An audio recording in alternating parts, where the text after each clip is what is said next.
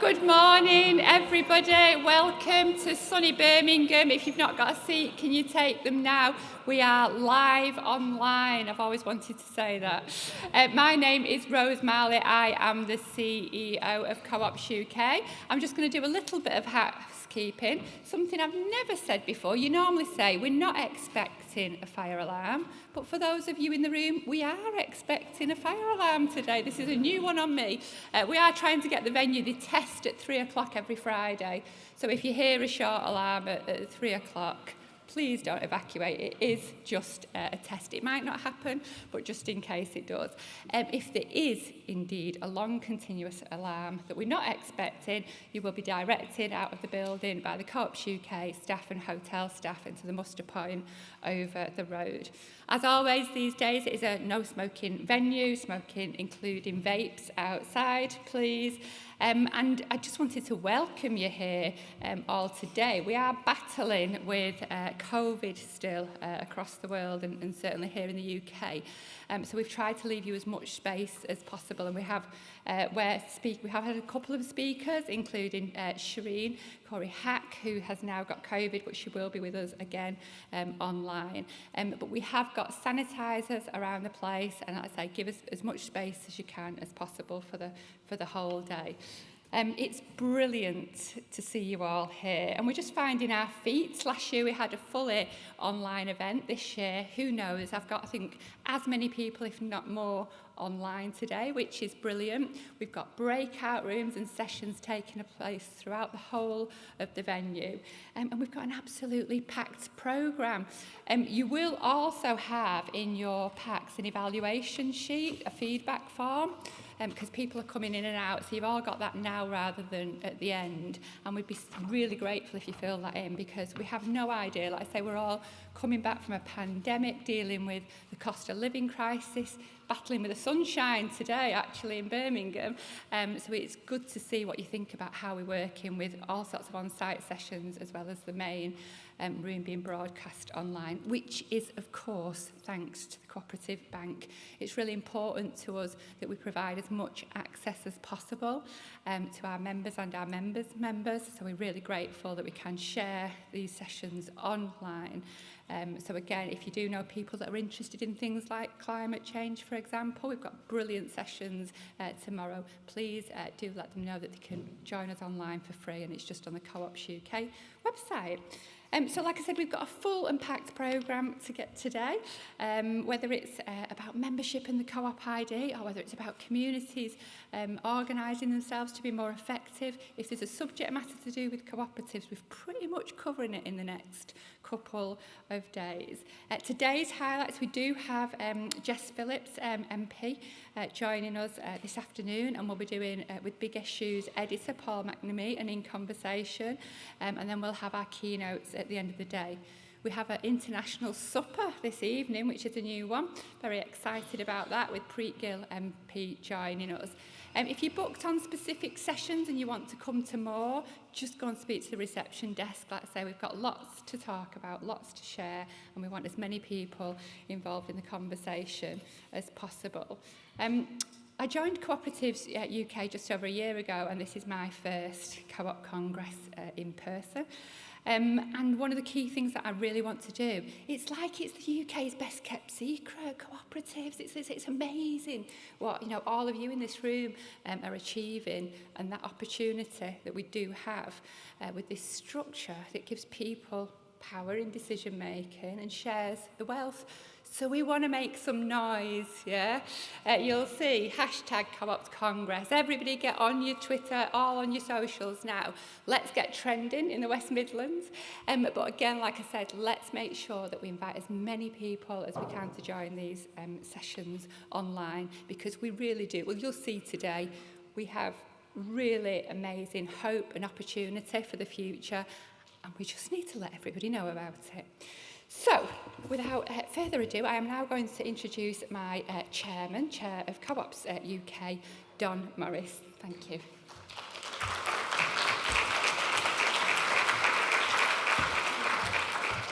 Well, thank you, Rose. I don't know if you noticed, but Rose and I are trying to colour coordinate, so we're both wearing a bit of a bright colour today, unusual for me. Hello, I'm Don Morris. I'm chair of Co-operatives UK. And it's my privilege and absolute honour to open Co-op Congress 2022. It's fantastic to see everyone here before me, and in the wonderful East Side rooms in Birmingham, and it really is quite a venue. And also to welcome the hundreds of online delegates. And wow, what a lineup we have of speakers for you over the next few days. We've got musicians, mayors and MPs. We've got the movers and shakers from the movement's federal bodies, experts across numerous fields, from climate and sustainability to care, community shares. Most importantly, we have you. Our Co-op Congress is themed under empowering cooperation. We're here to inform and debate, to share and build knowledge, to learn from experts, to be empowered to take action. There's an unbelievable knowledge and skill base and passion for cooperative working in this room and in front of the screens watching online. What we can't do is let these things end here. Ultimately, this conference is about action. To take the learnings back to your cooperative and help enact change, we need to be empowered to act. And we're living in very strange times. We've not experienced anything like the last few years ever before. We've got COVID, a major war, and the cost of living crisis. Now, tough times for people and business. Now, in these tough times, it does feel like there is a growing appetite for change. And we know cooperatives have the potential to play a huge role in creating a better world. Cooperatives have always served people's needs, but we need to be pushing for awareness of cooperatives as a solution and pushing for real action to make a real difference. So enjoy the conference. We're going to have a great few days, and let's make sure each and every one of us acts on what we've learned at Co-op Congress. Thank you.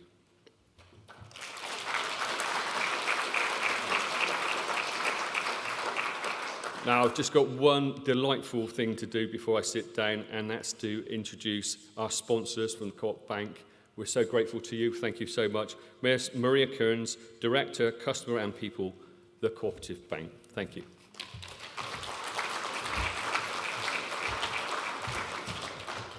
Thank you very much, Don and Rose. Thank you for the lovely welcome. And good morning to everybody who's here in the room today and also everybody who's joining us online. It's a gorgeous day in Birmingham today, and I am delighted to be here. I'm really delighted that the bank is sponsoring and supporting Co-op Congress again this year. The theme behind today's and tomorrow's Congress is all about empowering cooperation. And I think that's one that, everybody in the room can get behind very easily. It's something that we've been doing at the bank for many years, and it's a commitment we've reaffirmed this week because we launched or relaunched our updated customer-led ethical policy. So back in 1872, in the early days of the cooperative movement, the co-op societies that made up the Cooperative Wholesale Society, or CWS, and I can see people in the room who will not, in fairness, know since 1872, but will know a lot of this history. Alan and I have worked together for many years on some of these pieces, so it's great to see kind of old friends in the room. But the CWS decided they needed to create their own bank in order to make it easier to trade and grow their market share. So that was the origin of the cooperative bank. And it's a proud heritage, that began 150 years ago. Since then, many things have changed, but the one thing that hasn't is our kind of unwavering commitment to cooperative values. They're enshrined in our Articles of Association, and they're at the heart of the ethical policy, which celebrated its 30th anniversary today. And again, there's people in the room today who worked on that policy in the early days. So Mel's here, and it's brilliant to see, old friends who kind of helped get to where we are today. Last year we asked our customers to tell us about ethical issues that concern them, and we've used their responses to update the ethical policy. For me personally, I've worked at the Cooperative Bank for over 20 years, and the ethical policy is the reason I joined, and it's the reason I've stayed, because it's really important to us. It's important that we offer something different in the high street banking environment. And in our values and ethics poll, a significant number of respondents told us they want to see us actively promoting cooperative businesses and supporting the cooperative sector. So we're not just here at Co-op Congress and helping to support it because it's good for business. We're here because it's what customers have told us that they want us to do. And it's where we should be, part of a sector that we should embrace and be part of. So with that mandate, we will obviously continue to support cooperative businesses through all our products and services.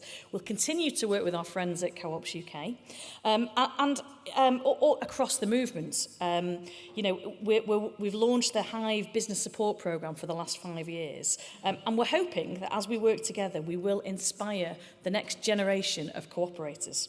I'm very excited. The bank is supporting the Youth Summit on Cooperation this July. So delighted to get as many people involved as that as possible.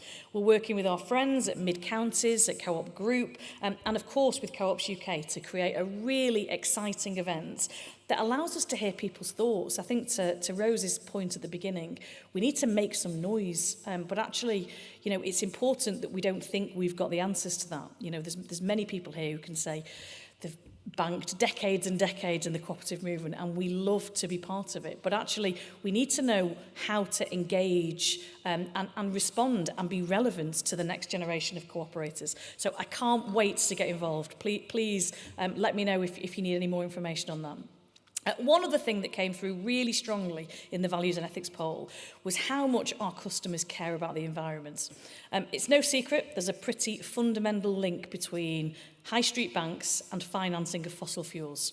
So while the other banks continue to do this, the cooperative bank is living proof that there is another way. And I'm really proud of that. You know, we realised back in the 90s that fossil fuels were unsustainable. And we decided then, in cooperation with customers, that we wouldn't fund in any way any projects that work in that sector. We also looked at our own operations, so we've minimised our environmental impact and led to the cooperative bank being beyond carbon neutral over a decade ago. And we've not stopped. So in 2020, we sent 0 waste to landfill, and we're constantly looking at ways to reduce our waste and recycle more. And that's because our customers demand us to take that leadership on the environment. We've proven that you can take a stand on what you believe in. You can challenge the status quo. This is what cooperation is all about. And it leads to the question, you know, if we've proven there's another way, why can't we take the entire banking sector with us? We desperately want to see the UK leading the way on initiatives to tackle some of the devastating impacts our actions are having on the planet. We want our voice and the voice of cooperative bank customers to have a positive impact. We want to use our voices to help drive action and the action we need from the other banks, but also from the government. We're very, very proud to be a signatory of the Climate and Ecology Bill, and we've joined the 0 Hour campaign. We're a big supporter of it. I hope you'll join us and TV's Dr. George McGavin from 0 Hour at the session tomorrow on how co-ops can get involved in securing the legislation we need to protect the planet. It's at 1 o'clock here in the main room, and if you've not met Dr. George, he is an inspiration and something that we should all really get involved in. So, shameless plugs out of the way. I hope you all have an absolutely fantastic Congress. It's brilliant to be here, and we're delighted to be part of the movement. I'm handing over now to Andy Streets, who is the Mayor of the West Midlands. So we're very much in Andy's turf today, and we're delighted to have him here online. So over to you, Andy.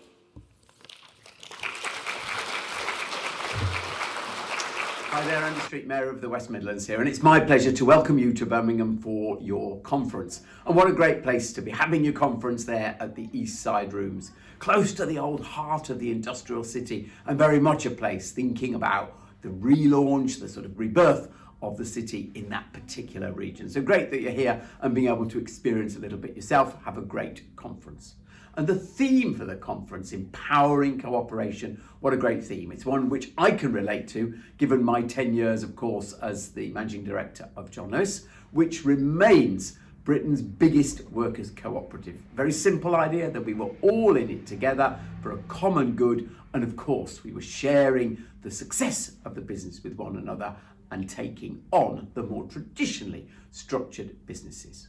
So as we think about how we rebuild from the pandemic here in the West Midlands, we want to make sure there are more jobs in the social economy sector, more jobs in cooperatives. We've given ourselves that goal. We've got a great foundation to build on, of course, companies like the Glue Collective, Birmingham Bike Foundry, Central England Cooperative, of course, and slightly less well known, Birmingham Student Housing Cooperative, to name just but a few. There are great foundations in this region to build much, much more, but we want to think about what we can do to stimulate that, so we'll be looking out for the answers from your conference today.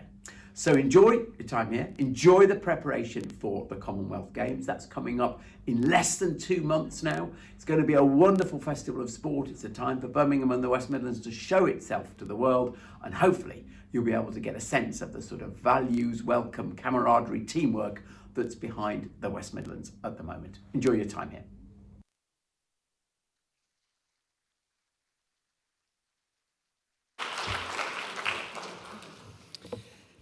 Right, okay, for those of you that are in the room, let's say today and tomorrow, as much as anything is about networking, doing deals, that principle number 6, and there's a prize for by the end of tomorrow, the person who can come up to me and tell me exactly what deal they've done with another cooperative, I'm going to be putting them all in a hat, and we'll be talking about them all next week and going on, but I'm going to organise a prize. Don't know what it is yet, but it'll be great. So let's see that principle number 6 in action. So for those of you in the room, let's say you've got time to network now and talk to people, get yourselves organised. The main session starts in here at 11:40 for making membership meaningful. Then across in the Ashted 1 room, we've got joining the dots and how can tech enable a stronger cooperative economy. This is going to be a workshop, so this one isn't filmed. But, you know, we are on the cusp of the Industry 4.0. You know, when the cooperative movement started, it wasn't dissimilar to what's going on now. Lots of change in technology, lots of challenges to workers' rights. It does feel like we just need a little bit of a reset, but certainly what we haven't got right now is a tech and digital infrastructure for the cooperative movement that can harness the power of cooperation in the way that we really could. Whereas technology lends itself beautifully. You've got things like DAOs, decentralised autonomous organisations, which will embed, for example, through the use of blockchain, decision making. You know, we've got organisations throughout the world that could be joining up open source global data with us. I go from being so excited 1 minute to so overwhelmed about the task in hand, but we've got to start somewhere. So we're going to start looking at, and this is going to inform, we'll be doing a hackathon later in the year to actually start to build that network and to really work together on that.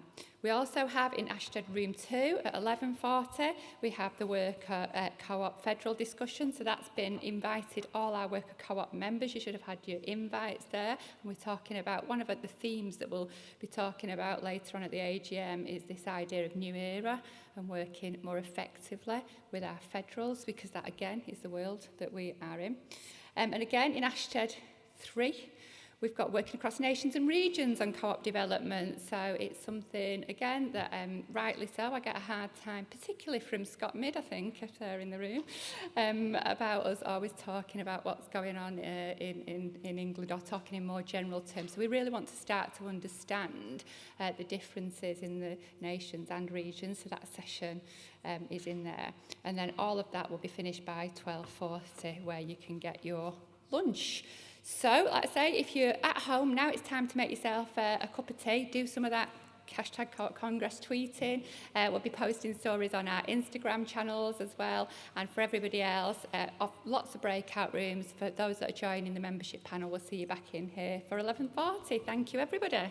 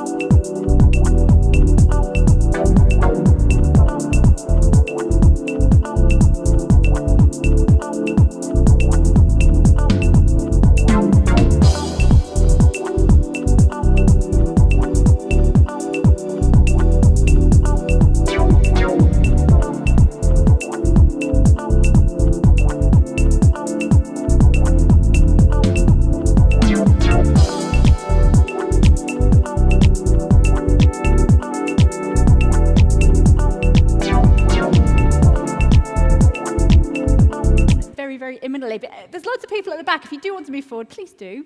There's lots of empty spaces.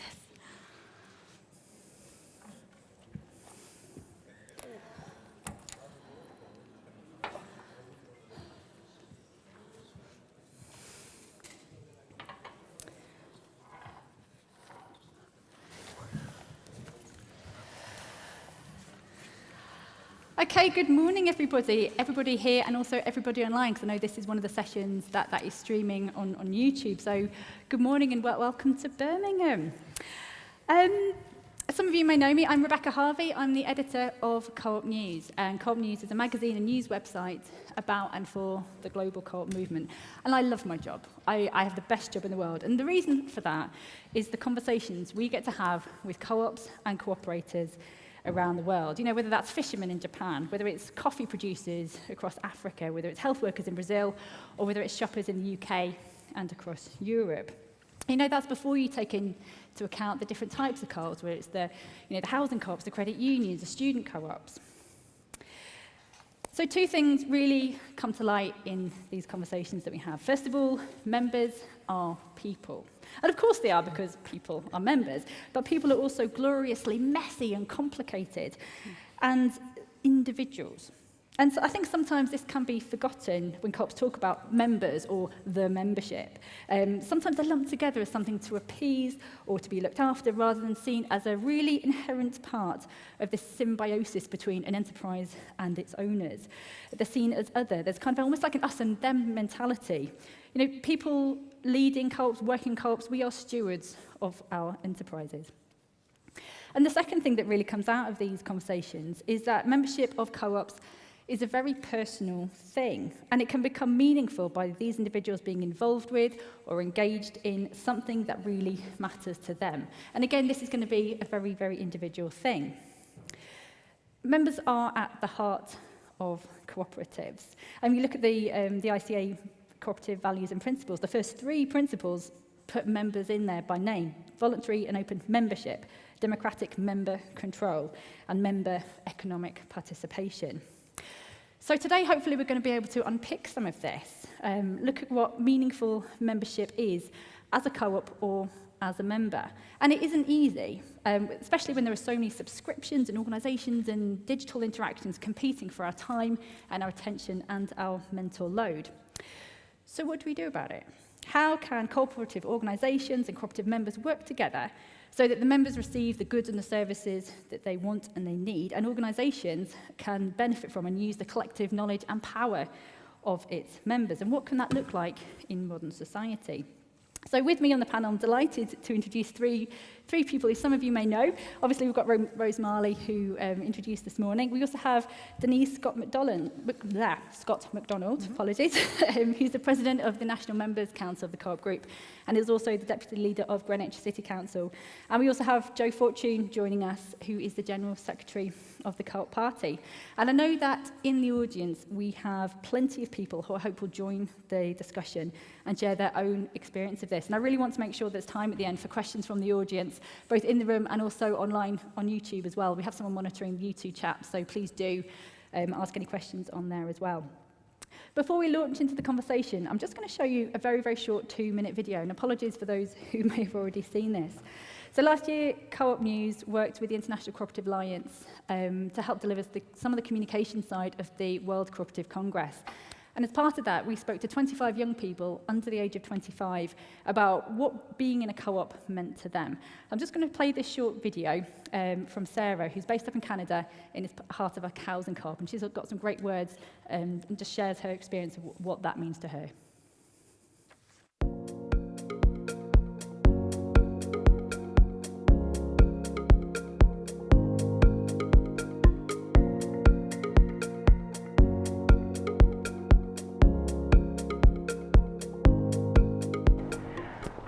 My name is Sarah Jensen, and I'm a director on the board of Castle Green Housing Cooperative here in beautiful Thunder Bay, Ontario, Canada, located on the traditional lands of Fort William First Nation, signatory to the Robinson Superior Treaty of 1850.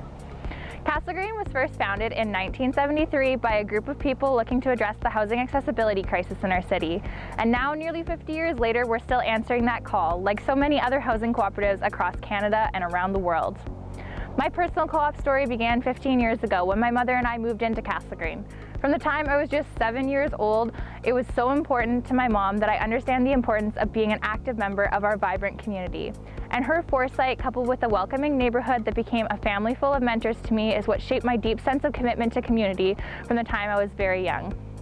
It wasn't until I was in my teen years that I realized that our co-op had also served another very important purpose. It protected me and my mother, who was newly re-entering the workforce, from the precarious question of homelessness, and it provided us with the space to grow with the support of our newfound co-op family. Growing up in a co-op provided me with so many opportunities and so much support as a young person, from encouraging my leadership skills when I became community garden coordinator at just 14, to encouraging me to run for the board of directors at 18, to sending me to a cooperative leadership camp when I was a teenager that I'm now so lucky to be employed by as the youth engagement coordinator. And perhaps most importantly, by kindling my passion for the cooperative sector that has shaped my career aspirations and my dedication to the cooperative values in everything that I do. Cooperative identity is at the heart of who we are as human beings. We search for that connection to community in everything that we do. And through fostering that strength in diverse communities, we can come together and make the world a better, more supportive, more cooperative community for all. I hope that our stories will inspire you to look for those opportunities in what you do to make the cooperative difference too. Thank you.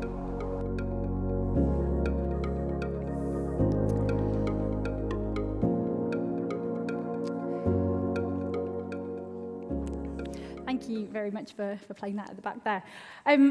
What I love about that video is she's so embedded in her community, and being an active part of her community is what gives her meaning as a member of her housing co-op.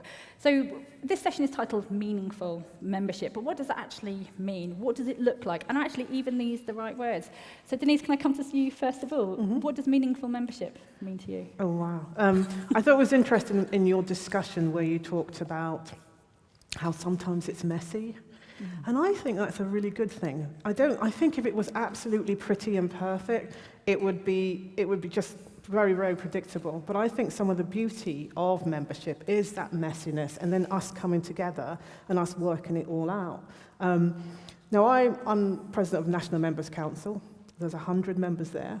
And if you asked each and every one of them, they would all have a different version of what meaningful membership means.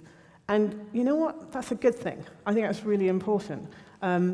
One thing which also she touched on in the video, and one thing that's important in my life, is it's got to be something about community. It's got to be something very personal. It's got to be something that I can point to.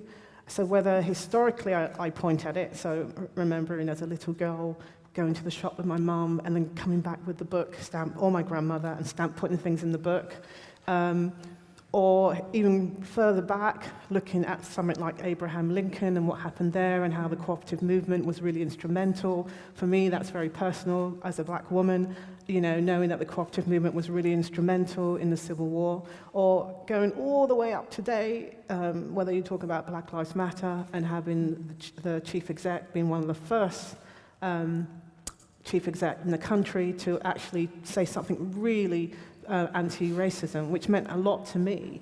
But the fact that it was a cooperative, those things tied together. Or I could go on and on and on. I mean, everything from voting to having a voice to all the community work. One thing I remember once listening to one of our cooperative and Labour MPs speak, I think it was Jim McMahon, talk, and he provided a brilliant definition. So as I'm a councillor, I'm a Labour councillor, and sometimes in the Labour movement, it's all about government doing stuff, which is great, which is fine, I'm on for that. But in the cooperative movement, sometimes it's more about the community, and that community voice coming up through the middle, and looking for solutions with the community. So, and that's one thing what makes me really proud about being a cooperator, is that it's finding those voices in the community, and and they can come from almost anywhere. And even if you look at from the Rochdale Pioneers, or I have a group of friends who are black women artists who formed a cooperative, but it was so that they could actually share the load, share the burden, but also share the profits. So, I don't know. Do you want me to go on? I can go on and on and on. Go on. This is the beauty of this conversation, is that everyone has got such an interesting opinion on it, which is why I do want to take it out to the audience later on. But Rose, Co-ops UK has a lot of members, and those members had a lot of members as well. So from your perspective, what does meaningful membership look like in your organisation? Yeah, it's a really interesting one, isn't it? And this is why we wanted to talk about it, because when I joined Co-operatives UK, in fact, before I even started, we used the language "we" a lot, and rightly so in cooperatives, because it's about people coming together. And in fact, I don't know if this is true, our chair's here, he can confirm it, but the feedback I got on my final interview was one of the positives as to why I got the role, was because I kept saying "we", which is really critically important. But like you say, there's so many me's, the we is made up by the me's. And I have to have a confession here, but I've confessed this to Denise before. I am one of those members of Co-op Group that had a card, lived in between two co-ops, I grew up in Greater Manchester. I grew up by Jumbo Farm. I know about the cooperative movement. It wasn't meaningful to me, that card in my purse. And, it was as meaningful to me as maybe me other form of loyalty card, or when I say other form of loyalty card, group membership is not a loyalty card.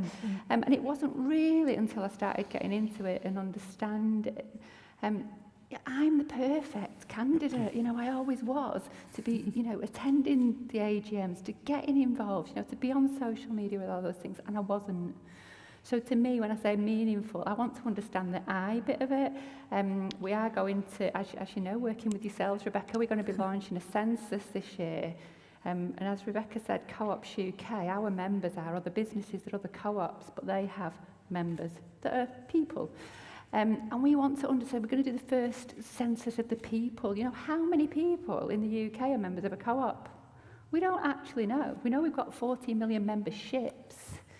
But I'm counted at least 3 times. I do this, we won't do it now, but I do often ask if anyone's got more than this, how many co-ops you're a member of. One of my board members is a member of 18 co-ops. So that's the figure we're looking to beat today. But and is that a vertical? Is that across the board? Once people are sold on being in a co-op, do they want to join more co-ops? And actually, do some people join a co-ops because it was the best service and the best price? And, Nationwide are working with us on this census as well. And often, I actually said to the head of marketing at Nationwide, I'm a member of Nationwide, but the reason I was a member is because you've got the best products and services for my needs. That was why I joined. And she said, yeah, but the reason we've got the best products and services is because they're informed by our members.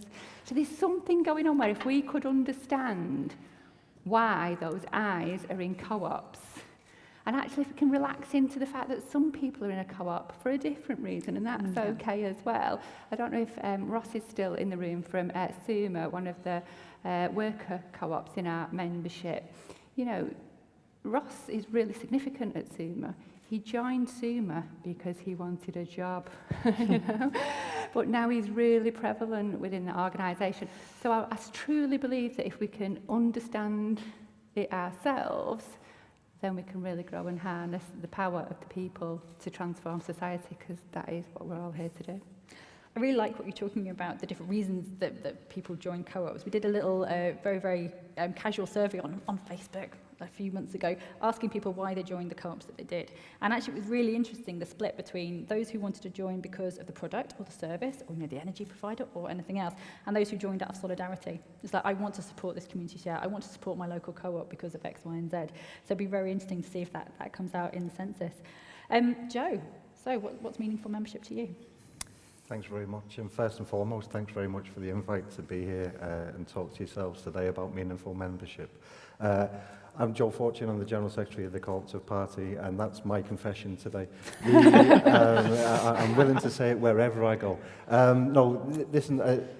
What I'm going to talk about in terms of our membership and what it means to ourselves isn't the final say about how the Co-op Party feels about it. It's not the final say about we've cracked it. It's not the final say about we've got all the answers, but it is a journey that we are on, a journey which is central to our vision, because we've got a twin track challenge in some ways, Rebecca, in that we need people to join our cooperative, we're a cooperative, as well as understand why people want to join a political party, which has got its own challenge and connotation as well. But for me, meaningful membership, or what I would see as important aspects of membership of our cooperative, of our organisation, is active membership. I want them to be involved. I want them to understand their empowerment within our cooperative.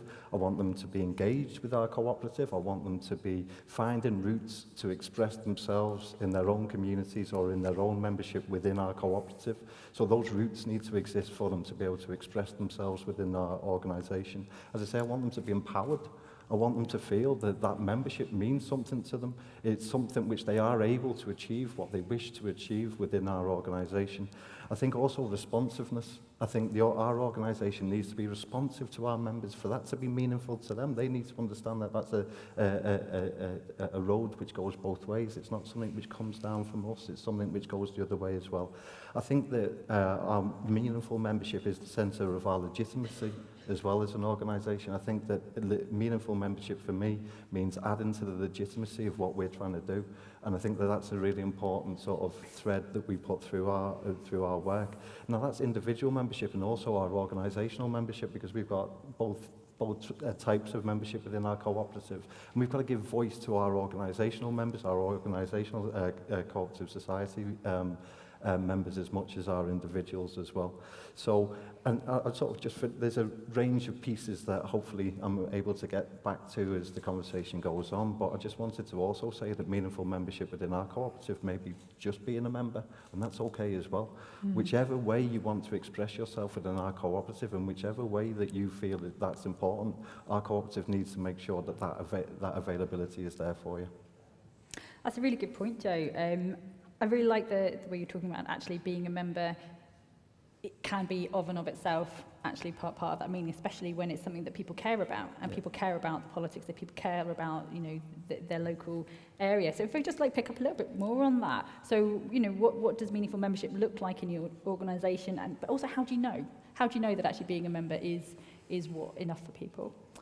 It's two really good questions you've got out in one, Rebecca. I mean, no wonder you're editor of Co-op News. But seriously, I suppose, how do we know that our members are feeling that sort of meaningfulness and those roots to activism? We can see that through the amount of take-up that we have within the different activities of the party. We can see that through the different types of things like retention. Do people want to stay as members? If they want to stay as members, we feel that that's an indicator of their receiving the membership experience that they want and they deserve. Also things about, are they joining our campaigns? Are they getting involved in our democracy? Are they getting involved in our local branches? Are they coming on to our training? Are they coming on to the types of local experiences from our local parties as well? Are we able to demonstrably say that those indicators are increasing? If those indicators are increasing, and that's something we can absolutely track through the capture of data and other aspects, as well as more informal and democratic feedback that we have as well. I think that we have to say that we are improving that type of meaningful membership. I think the other aspect for us in terms of like that experience is also in terms of where they go to in that journey. So it's not just that the availability and then they take them on, but what we want to be able to see is people going through and expressing their membership in the way in which they want. Are they becoming representatives? Are they becoming new officers? Are they taking on local campaigns? Can I see that? Can I feel that? And are we amplifying it? So there's the availability, but also then the take-up of it and the successful application of that journey as well, which is really important. And I think there's just one last thing I'd say about that is before membership as well, because we're talking about when you've joined the co-op, whichever cooperative it is, but there's a job of work for any cooperative, ourselves and all parts of the cooperative movement, to be able to capture people's enthusiasm and experience before they join the cooperative. We need to bring them forward from where they are into membership. We're talking about what you do when they're in, but it's also important about where they've come from, what issues they've been involved in, which takes you into the party as well. So that's why our work with our supporter base, which is growing, is so important, because that is then that part of that springboard into meaningful membership when they decide to take the plunge. Brilliant. Thanks, Joe. That's a really interesting point. Denise, I'm going to come back to you in a minute and the co-op group and meaningful membership there. Because obviously membership has changed hugely from when the Rochdale Pioneers set up. And when the Rochdale Pioneers were founded, someone will probably correct me, but membership didn't cost £1, it cost £90. 150 years ago, that's more than that. It's a lot of money. And so people really financially invested in that organisation. So for the co-op group and the National Members Council, how do you what do you do to engage your members on that conversation around meaningful membership? Okay, there's a number of things that go on in the co-op group. So we have our join-in events, which have been growing, especially during COVID. They actually grew online. So last year, I think it was about 500,000. Now it's about 600,000 people engaged and in our join-in events. And those are ways that they can, when they're consulting about products or getting people's points of view. I saw during lockdown one where they had the wine growers engaging with members, which I missed, but I mean, yeah, or things to do with our pizzas and things like that. So that's one area where people engage. People can engage by deciding where they want to put the money. So they've got the 2+2, so where they want to put their contribution to a charity. People can also engage democratically. I think we need to do a bit more work there. That's about 54,000 engage, whether that's the AGM or whether they're voting in the elections. So this is all watched all over the place in different areas. And I do think me personally, and I know other council members feel that that's one area where we need to do a lot more. But like Joe talked about that journey, and so different people go on that different journeys within the co-op. One thing I think is really exciting is our member pioneers. We have 1,000 of them, and they do amazing work across the country. Obviously spreading the word, obviously trying to engage people, but they also do a lot of work with our communities and our charities, and that's one thing I think is really exciting about what we're doing there. And then we also have another thing. There's like lots and lots of things we have going on. My job, actually, I have to make it very clear as president and as a member of the council, our job is to make sure we're holding the board to account and making sure that we are seeing these journeys continue and people are engaging, and that's our job, whether we're talking about sustainability, whether we're talking about safer communities, whether we're talking about all those other things. That's my number one job, is to make sure those things are going on. We're on, as an organisation and as a business, we're on a journey. We also realise that people are changing and circumstances are changing. I know there's a lot of stuff going online, so with your app, you can actually engage a lot, and a lot of that has been very, very successful. It's really funny because on the app they monitor, what you buy, and 1 week it was pouring with rain and my umbrella broke, and then I went into the co-op and bought an umbrella, and for the next 2 weeks I got all these discounts on umbrellas, which I thought was really silly because I only bought one umbrella and now I get all these discounts, so obviously it works. So other than milk and bread and all that sort of stuff, I got the umbrella discount for the next 2 or 3 weeks. But yes, I think we're on a journey, and it's about trying to make sure we engage with young people, trying to engage with involve the next generation. But those are some of the smorgasbord of things that all the co-op group are working on. Fantastic. I'm really glad that both you and Joe brought up like local events and data. And Yeah. Rose, I'll bring that to you in a second. I'm just going to share one of my favourite member pioneer stories recently. I can't remember which region it is. Russell might know, but it was a local co-op store, and they engaged with the local Ukrainian community, and they held an event for the local Ukrainian families who had recently arrived in their area. They had food, they had music, and they also had kind of a job shop. And they also said, "What do you need?" That's okay, someone brilliant. needs English lessons, someone needs a job, someone needs Yeah. something else, someone needs housing, and it was this local community that came together for these newly arrived people from Ukraine, and actually, cooperated to find solutions to real needs That's for real people. absolutely brilliant. And that's It's the amazing fantastic. thing about Yeah. cooperatives, and you find out about those stories about, and I know the member pioneers do that, and I know there are many council members in this room. They may not have the co-op group hat on their heads, but they do amazing work across the movement. But they also have those amazing stories too about...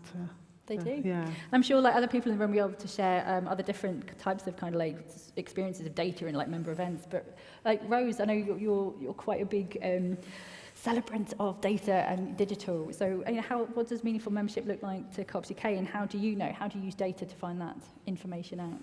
Yeah, I think, like I said earlier in the opening, because there's a session happening right now, which I've just been told is packed out. It's standing room only, which I'm over the moon about in tech and digital, about building this infrastructure, because when I came into post last year, I did a lot of listening, and what a lot of members told me was that they were very engaged with their co-op, but they didn't know how to speak to the movement, and particularly if you're a member of something as large as Co-op Group, Russell and the team do very well, but they can't answer every query about the Heritage Trust latest tour or what's going on with Co-op Press. And like I say, all co-ops are really different, and in our rule book you have to be a co-op, a cooperative business to be a fully voting member of our cooperative. But we are working, not least with Denise and the Member Council, about do we create some sort of individual, support so that individual members can kind of support the movement as well. And the whole point of all of this, as you say, when it comes to the tech and the data, it's really poor what's out there. We haven't joined ourselves up, but the opportunity is huge. If you look up something like the ownership economy now, out of Silicon Valley, we've seen it, look, Elon Musk taking over Twitter. People are getting increasingly frustrated with wealthy individuals owning that data. And what is happening with that data. And when we did a YouGov poll at the beginning of the year, I was really surprised to see that, things that are concerning young people with data ownership. I don't know how many of you got young people in your lives, but mine seem to give away their data for some sort of Snapchat filter at any given moment. I was really surprised and pleased to see that young people are starting to question the data piece. So let's say, so for me, this is about joining that meaningful membership and starting to build that out, whether that's open source, whether that's collecting and monitoring. But I have to be honest, it's not that strong now. I mean, we're working with you and with Heritage and with the college, because actually we've all got data that isn't joined up. And again, what we could, obviously there's the GDPRS police now that we have to be mindful of, so it's quite complex navigating around data, but that's something we're really keen to do. And the other thing, again, sort of understanding the meaningfulness of co-ops, for Co-op Fortnight, which is something that you have all, promoted every year, starts on Monday. We're asking people to unwrap their co-ops and tell us what their ingredients are. And I do think we've got a slide, there you go, a slide, hashtag unwrap co-ops. But the reason we're doing this, and I think you can see it on there, if you go onto that link, you can say why you're in a co-op and what it means to you. It's this I piece again, but again we're building that out so that we can collect all this and join up that knowledge and understanding and start being more effective. Don't get me wrong, I have got my head of IT and digital here. We do a great job. I just always think we can be doing better, and certainly as a worldwide movement, I'm sure Violetta at .coop is singing the same song in the room next door. I'm sure she is. And I know one of the things you've obviously changed recently is your logo, and you've got the using the co-op mark as a kind of a badge. So why did you change that? And is that something that has worked? What has worked, what hasn't for you? Yeah, it's been really interesting, that process. So the minute I got appointed, I got lots of, wow, that's amazing, congratulations. And then lots of things like, can you ask them to put Guinness in the fridge, please? And I was like, no, it's not that. And my whole team, like, no, it's not that. And it's like, actually, it's something huge. Obviously, like you say, you do a lot of international. We've got our international supper this evening, and the UK is revered worldwide. And I'll jump on a screen and talk to Japan and France and Canada, and it's not about me, it's about the role. But people are like, it's Rose Marley from Co-ops UK, and in the UK, everyone's like, what do you do? There's just no connection there. So actually, when we started to unpick that, we started to realise that confusion between, particularly Co-op Group and the other co-ops, was something that we wanted to be very clear about. But also the mark as well, how to use the mark effectively. So previously, and rightly so, we worked with Calvert's, the co-op that designed the mark, .co-op who managed the mark, and obviously before my time we'd adopted the mark into our logo to really get it out there. But now's the time to show people how to use it as a mark of standardisation. And that standard is that actually, you can be constitutionally and technically a co-op without necessarily embedding the values and principles effectively into your business. And so what we couldn't do before is when somebody would give me an example and say, are they a proper co-op, and they might be doing something that is challenging with the values. What I couldn't say before, but we can now, is yes, they are constitutionally and technically a co-op, but we don't recognise them at Co-ops UK, as in the movement doesn't recognise them. And actually, like I said, I want Congress to get to that point where, because actually, what if we all, where do those decisions get made as a movement? I'd love to see that at our AGMs we are voting on some of those things in the future. So actually, the brand refresh was very much about, again, resetting the tone and making ourselves modern and relevant. And it's no. I don't take this lightly. I want us to be here in another 150 years, and actually growing and taking all the opportunity. So the refresh was about making ourselves relevant to people who aren't already sold on co-ops, because those are the people that we need to engage. Brilliant. Coming on to you, Joe, I mean, one thing I've noticed with the Co-op Party, I get a lot of emails from the Co-op Party, which is a good thing. We do a lot of emails. Do a lot of emails. So is that something you've changed recently? Because obviously, digital connection and trying to get that meaningful membership between people is part of the conversation.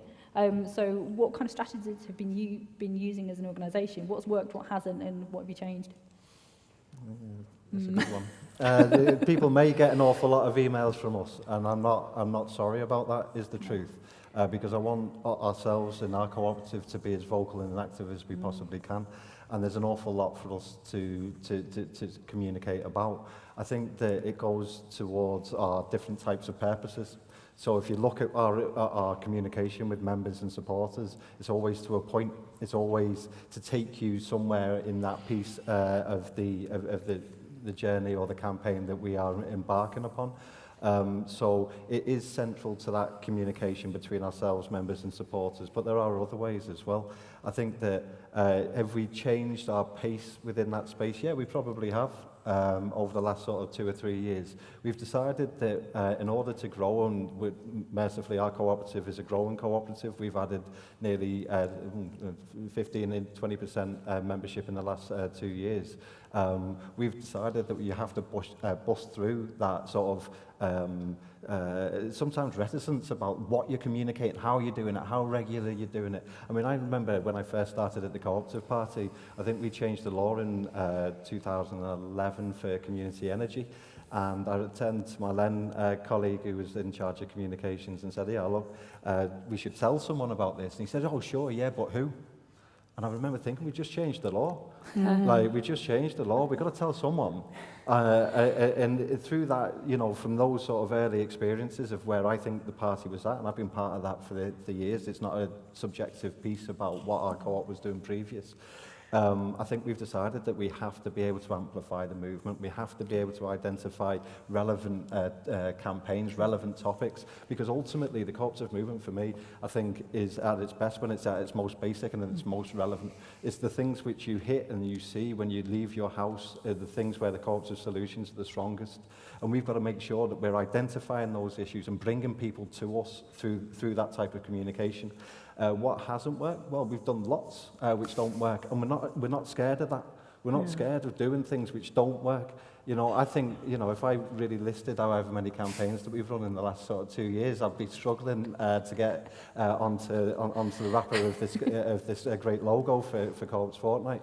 So for us, yeah, there are times where we don't get it right. There are times where even though we feel it's an important issue, it's not resonating. And you know what? We've got to do other things. We've got to do things which are important to us and central to the movement, but we've also got to do things which bring people into those journeys in that voice that we've been talking about. The last thing I just wanted to say about that sort of potential power within our movement and within all ourselves, within this room and within this conference, is that purpose.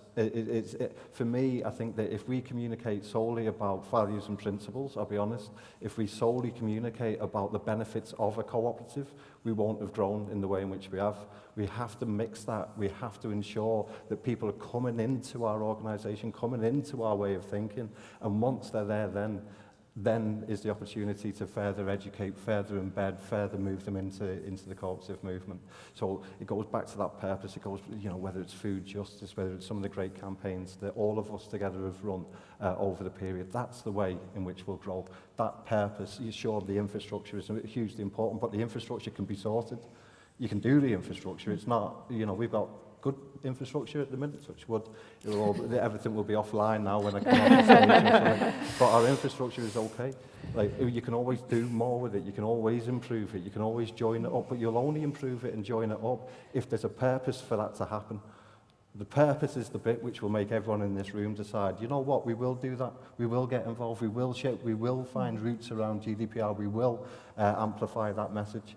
So the campaign, the issue, the conviction in our values and principles as applied to basic aspects of our friends and our families' experiences is the way in which we'll grow this movement. I'm really glad you brought purpose up, actually, because I was at listened to a conference in Dublin with the Irish Credit Unions with the Svoboda Research Centre, and there was a brilliant person there. I'm just trying to find his name because I can't remember his name.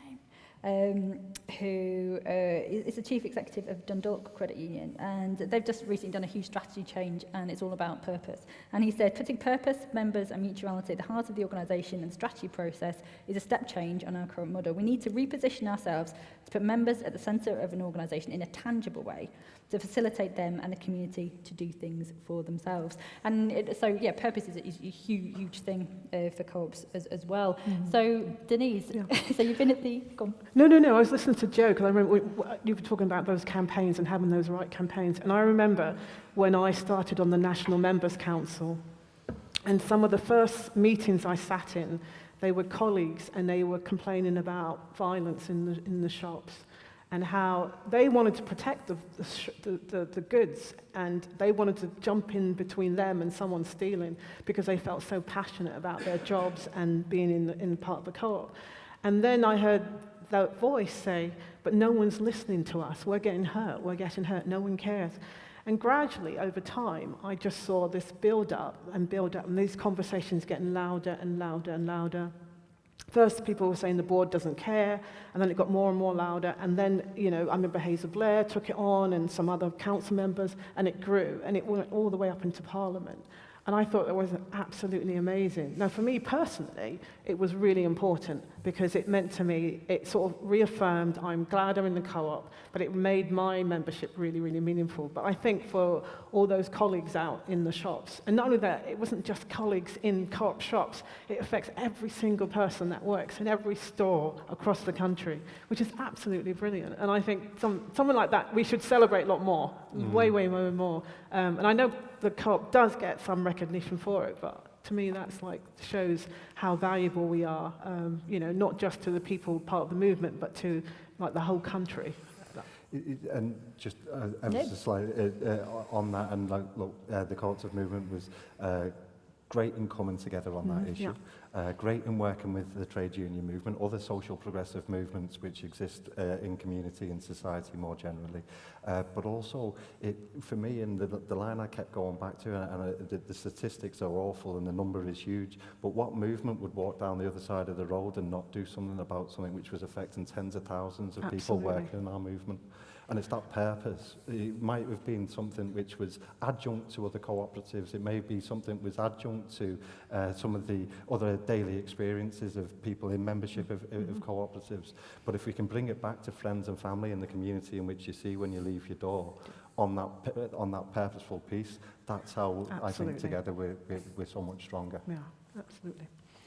Sorry, I didn't mean to go on a bit of a rant there. No, it's excellent. Exactly what this is for. I mean, in the description of this session, it asks the question, how do we harness the power of members? So I'd like to all come back to me on that. So how do we harness the power of members? And actually, is it a power that should be harnessed? Because, I work in a co-op, I work at Co-op News, and that's great, but I'm also a member of several different co-ops for lots of different reasons. And when I think about myself being harnessed as a power, am I being objectified? Is it part of a kind of a transactional thing that I want to be a part of? So I'd really like to hear your thoughts on, so first of all, is it a power to be harnessed? Absolutely. And then, totally. How do we do it, Denise? I totally think it's something to be harnessed, and we shouldn't be embarrassed about it. I mean, clearly we saw the colleague safety issue.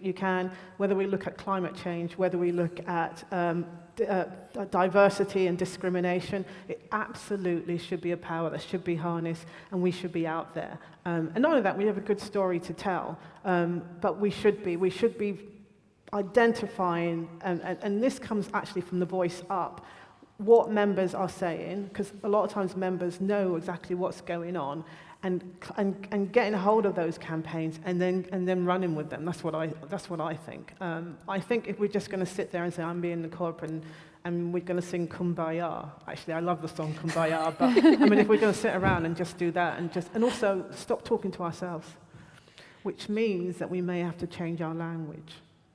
And that is something which actually is kind of culturally challenging. But I think that's what's really important, that we turn outwards and we actually push. But we need to think about our language as well. See, I do agree with that, but I also slightly disagree. Only because I think it's really important that we do go outwards. I think we need to speak far. We do talk far too much to ourselves, but also it's my view that we don't talk enough to ourselves. That actually we don't learn enough from between sectors and from different countries as well. Yeah. So I think if we talk more outside, but also talk more amongst ourselves, cooperate among cooperatives. So no, that's a really, really good point. I mean, Rose, same question to you, because I think a lot of people would say that actually, the power of members is the democratic ownership part of it. So for you, how do we harness that power? Yeah, and I completely agree with Denise. It's absolutely for harnessing. I am a middle child, so nothing is fair, quite frankly. I'm a middle child too. That you say. Yeah, exactly. There's quite a lot of middle children in our midst. We'll put that on the census. What birth order are you? But if you take it back to the pioneers, what were they trying to do? They were just outraged about how unfair it was that they couldn't get access to food. It's really, food that was good food at the right price and the right availability. It's frustrating that we're pretty much there again now. But similarly, the amount of food co-ops that are springing up, what all the co-ops are doing around access to food and poverty right now. So yeah, if you take it right back, of course we need to harness that because we need to make things fairer. We've got people are quite angry at the moment for a lot of reasons, and a lot of it is to do with that imbalance of power. The pandemic really did shine that light on the UK and demonstrate the inequalities across the UK. And like I keep saying, we've got solutions to that. We've got ways that we can address that. And I don't say this lightly when I say that actually getting that coverage in whether it's the media or whether it's on various agendas, it's hard. It's like you say, there's an image of that kind of cooperative kind of idea. Kumbaya is going to be stuck in my head now for the next 2 days. But actually, we're not fluffy and we're not. There's real issues here that need addressing, and we've got ways to do it, and we've got organisations, and I believe, let's see what the census says, but I believe that we've got a small army across the UK, and we should be harnessing it, and we should be addressing all of the issues, and that's why it's brilliant what Co-op Party do, because they'll tap into those issues. With the many emails, which I also get, they'll tap into that, and that was why I said to Rebecca, I really want Jo on there, because Co-op Party are doing exactly that. It's like, what matters to you, and how can we help, and how can we join that together? So yeah, I absolutely believe we need to harness it, and we need to do more to kind of get that engagement. And again, I know I'm back to me tech and digital infrastructure, because same as you, Jo, we've got a structure of our own, but my point is, if we joined it all up, how powerful could that be for the movement and to making some noise? Jo? I suppose for me, in terms of that harnessing the power, is that, like, in a way, when I look at some of our work and when I look at some of the work of the issues that we talk about, in some ways I am looking at it through like a matrix of, like, sort of all I'm really seeing is clicks, joins, actions, who does what for our open rate, who does what for all of those sorts of things. And why that sort of swung toward that, why the way in which I see it now is so different to how I saw our world of politics some years ago, is because of the power of numbers, the power of that data, the power of harnessing those numbers in order to achieve what we wanted to do. When I started as a young person in British politics, it was all a very different discussion. It was a very different type of way of getting your message across. If I would start, long lunches and other things like that, and now all I'm really seeing is that data, is those numbers going through. So, and in order, so some of these numbers which the movement talks about, 14, 15 million memberships, most of which on your board, Rose, by the side of it. But there is amazing, like in my head, all I can think of is what we or I could do with that. Not I can't send an email, but what we could do with that amount of unharnessed power is like, because we're trying to do what we're doing on a tiny fraction of that number. We're trying to grow it, but it's a tiny fraction. So is there further harnessing of power out of that sort of number and that sort of membership? Yeah. Definitely is. It definitely is. But it's got to be done with the purpose of why you're going towards these people, why you're inspiring, how you're inspiring them. It's not just email bombing. It's there's a bit of thought in behind it as well. I know, I do joke, Miles. I do enjoy the emails, it's fine. So we've got about 10 minutes left. So I'm going to open it up to questions. I'm sure lots of people have questions. And also, if there are any questions on YouTube, give us a shout. That would be great. But I think what's really come out of this conversation so far is the fact that, members are, as I said at the beginning, members are people. And, the co-op movement, it's passionate, it's messy, and that's okay. But it's the question of what are we going to do about it? How can we harness the power of members? So if there are any questions, we do have a couple of roving mics. And I know that Elaine Dean is hands straight up at the back there. And I know that Central England do some wonderful things for their members and with their members. So, Elaine. Thanks very much. What I would say is that perhaps a little less talking and a lot more doing might be the answer to getting members involved. And certainly at Central England, we put members at the absolute heart of everything. And we work on the basis that it's a basic human need to belong to a group. Even if you are a season ticket holder or a churchgoer or anything that you belong to, a club or a group, everybody wants to belong to something. And people who belong to co-ops have a different need, and it's making them feel that they are part of it, that they are part of the ownership of it. It's not all about community, that comes later. It's about making the members feel that they have a stake in their cooperative. And it's really important to get members actually doing things together. All sorts of different activities. We have classes, I see them on Twitter. Somebody yesterday learned how to make a beautiful flower arrangement.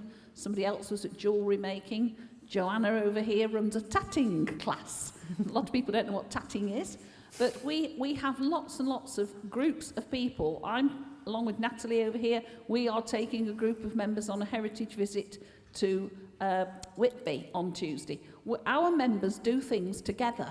Co-operators should do it together. It should be one of those slogans. And I think that's so important that you get the members feeling this involvement, doing things together, and then you can get them working for the benefit of the community. So I think that is probably, the biggest take-out message, and something that I would say to take back to societies, and particularly the co-op group, where it all seems to be all about community and nothing about for individual members. That seems to have gone. And I think it's time that the National Members Council, and Denise, I'm speaking to you as the president. Hi, Elaine. I can see the Elaine, icon. I know Elaine very well. She's amazing. And I think it's time that we got this sorted and got something, a sub-national structure together for the members to participate. I'll let somebody else answer. Thanks, Elaine. And it's really interesting, actually, you brought up the idea of kind of belonging, and especially church as well. So when I was Googling, meaningful membership, I was doing a bit of prep for this, thinking, okay, where does meaningful membership come from? If you Google meaningful membership, the thing that comes up most is the Methodist Church. Actually, it's a real big part. It's a big part of their ministry, saying what is meaningful membership for our congregation. So I thought that was a really interesting link. Thanks, Elaine. Anyone want to come back on that? Well, I know we've got a question over here. I think that's really good. I love the idea of membership, and I love the way that Elaine describes it, because I do think that's really important, because that sense of belonging actually is very good for your well-being, and also, again, it makes you want to do more. And it's lovely. I had like the trip to Wilby and all of that stuff. And I know there's other council members who are also hearing all this stuff too, and we can take the conversation back to Manchester when we go. But it's important. I do think membership is important, and I do feel that people, they get involved because they feel valued, and I think that's but not only feel valued, but also it's a transformative experience too. So it transforms you and changes you, and it makes you, I think, a better person, but also a better cooperator. So I do think that's really important. Joe, did you want to come back on this? Just one bit there, Elaine. Talk less and do more. I think absolutely. Like we talk in our team about, well, if only us in our little organisation have heard about something happening, or it's coming, or the amount of time that sometimes things take to percolate. Literally no one else has heard of it, literally no one else has benefited from it, literally no one else is inspired by it. So that is like a watchword of how we try and operate, is by doing more and talking about it much less, because I think it's you'll always find routes for people to find the meaning, find the involvement, find the cooperation that you discuss, as long as those events tatting is a new one on me, Joe, to be perfectly honest. But whatever that expression is, if it's happening, it's better than it not. Something's better than nothing. Well, thank you. You could. Just that point that we talked about earlier about, let's say, trying to create a way to engage members, across the board with all the opportunity. But yeah, great point, Elaine, as always. Thank you. Thanks, Elaine. And there's a question over here. Could you say who you are as well? Hi, yeah, I'm Evelyn Godfrey. I'm one of the directors of the Mid-Counties Cooperative Society, and also 2 small community cooperatives. So your video really resonated with me, because I grew up in Canada, and in New Brunswick, that's in the region of the Mi'kmaq First Nations. And the big difference between the public perception of cooperation in Canada and here is that there it's mainstream. So to be a member of a cooperative and to be a member of a credit union is an absolutely mainstream thing. It's meaningful in the same way. Membership is meaningful in the same way as here. So housing cooperatives, for example, very, very common in Canada, whereas here I get the impression that people are still thinking it's something like a hippie commune if you're a member of a housing cooperative. It's normal in Canada to be a member of a credit union, for example. And in the Mi'kmaq region in New Brunswick, there's one energy provider and supplier and generator for the whole province of New Brunswick, NB Power, and it's a cooperative. So everybody gets their energy from a cooperative, and everybody could be on the board of that energy supplier and provider. So my question is, what is the co-op movement doing to make cooperative membership mainstream in British society? That's what has happened in Canada and the United States, indeed. But in the last 150 years, it seems to have failed to have happened here in Britain. Thanks. Rose, do you want to take this one? Yeah, 100% agree with you, and Denise touched on it earlier as well. What about the next generation of co-operators, young people? One of the reasons we were inspired to do that census is because I don't know the answer to this, but in Finland, 80% of individuals are members of a cooperative, and it's completely and utterly culturally embedded. Like you say, in Canada, it's embedded that you're part of a credit union.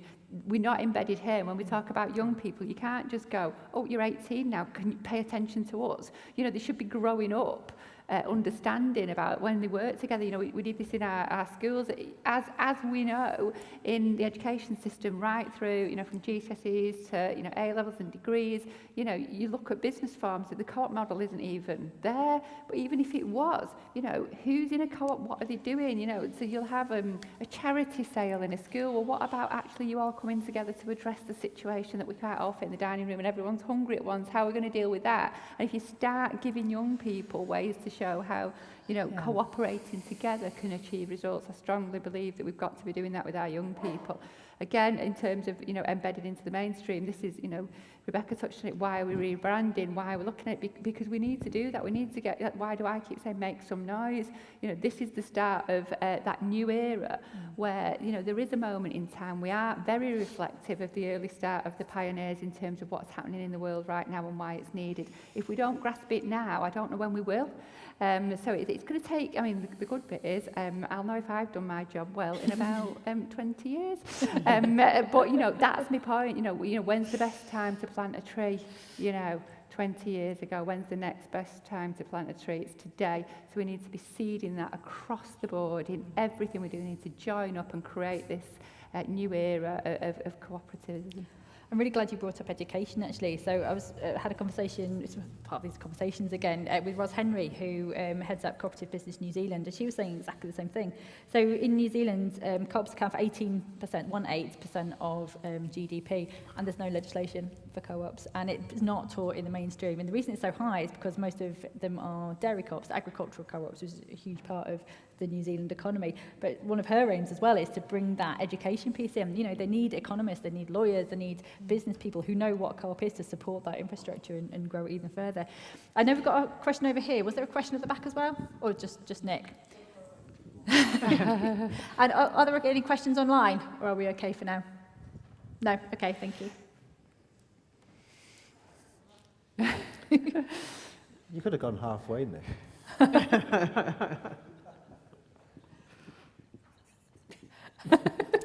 Thanks, Joe. Nick Matthews, Heart of England Cooperative Society, the oldest cooperative society in the United Kingdom. Yay. 1832, it's our 190th anniversary. So we're pleased to be here with you youngsters. Just a couple of quick comments. I think that the thing that I think that we miss in this conversation is the fact that people join a co-op because they get a member benefit. The co-op has got to deliver value for that member. And that value could be in the form of, you know, having a shop where there isn't one. Or it could be a form of having a warm glow feeling about the community. But it's also quite nice if there's something returned to them in terms of the economics. The Finnish example is a very good example. To be a member of an S Group affiliated cooperative in Finland costs €100. When you join, your dividend accumulates in your share account until you get to €100, and then you become a full member and you get 5% return on all you spend. The amount of money that was returned by the Finnish co-ops to their members on average, they're 2,476,000 members that they've got in a population of just over 4 million. So that's over almost 40% of the adult population are in the co-op. It was €176 on average they got returned to them as members. So all the woolly nice things that they like to do are damn easy when you've got £247 million of working capital from your members for nothing. So I think that one of the problems we've got in British cooperatives is essentially we're undercapitalised. And we haven't tapped into membership in, I would say, to use a cliche, in a meaningful way of getting them to put capital into co-ops. I think the point you made earlier about the fact that, you know, if you joined the Rochdale Pioneers today, the equivalent amount you would have to put in your share account would be £90. £90. You can't give anybody anything for £1 as return. I would best get any of the big co-ops, Russell probably knows the actual number, it probably costs more than £1 to maintain the share register and your dividend card, just as an overhead, as an infrastructure overhead. So recruiting a member for most big co-ops is a net loss from the first day. And to only ask them for £1 over the lifetime of their membership, to me, is such a sad situation, especially when we've now got the technology to link up the share ledger with the membership card so that people could go back to keeping more than £1 in their account. And we could have a serious discussion about how we get members to contribute more than £1. I'm sure in some of the worker co-ops or the other co-ops in the room, they expect a lot more from their members than £1 to be a member. And I think that we've really got to think about that quite seriously. Because I think that if we look forward, interest rates are back on the rise. We've had a bit of a golden period with debt where it's been stable. But if we have to go into the market for capital, we're going to struggle to raise the capital. And I think most of the big co-ops in Britain, you know, I would say this wouldn't I, but I think we're broadly undercapitalised. And I think without meaningful capital, you can't give meaningful benefits to your members. And I think that if we could lance that boil, we'd have solved the economic problem. The parallel problem, the communications problem, where I'm absolutely with all the four of you on, is if you could explain in a sentence, or less than a sentence, or even just a three-word slogan, which seems to be the way we work these days, what it means to be a member in a store or in a quick soundbite, that would be fantastic. Because normally the problem we have when we're recruiting members or we try to get somebody to join, if there's not a clear, transparent benefit, then you have to explain what the membership means. And then 3 weeks later, when you're finished, they've gone away and done something else. And the other problem is many of our commercial competitors, you know, the investor-owned businesses that we compete with, they've pinched the idea of membership. But it's not real membership, but it looks like membership. So it's a fuzzy thing, what it means to be a member. So I think that arena has been fuzzed up, so that when we talk about membership, they think we're talking about a loyalty card or some, you know, gym membership or something like that, which is fine, but it means that it's not clear to the potential member, which is Joe's point about how you get people who are not members to become members. Yeah. Joe, do you want to come back on that at all? Yes, okay. Please. Not in a good way, not in such powerful comments and contributions have made me sit up in my chair because now I'm thinking. And I was obviously before as well, but these two pieces in particular. So it's not necessarily a direct response to what were valuable and important contributions, but it's some reflection about where this discussion is going towards. The first for myself, and I've worked in the party, but also the movement for a number of years now, is don't get encumbered by history. Don't get wound up about how long we've been around. Don't get wound up about that amount of time. It's a source of pride. It's a source of strength. It's a source of longevity and legitimacy, but it doesn't sustain.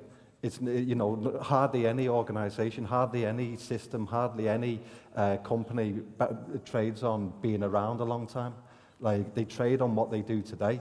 And I think that that's something we've got to get our heads into. I mean, I rarely talk about history when I'm trying to communicate about what we're up to, because I think for my own mind, it's not how others do.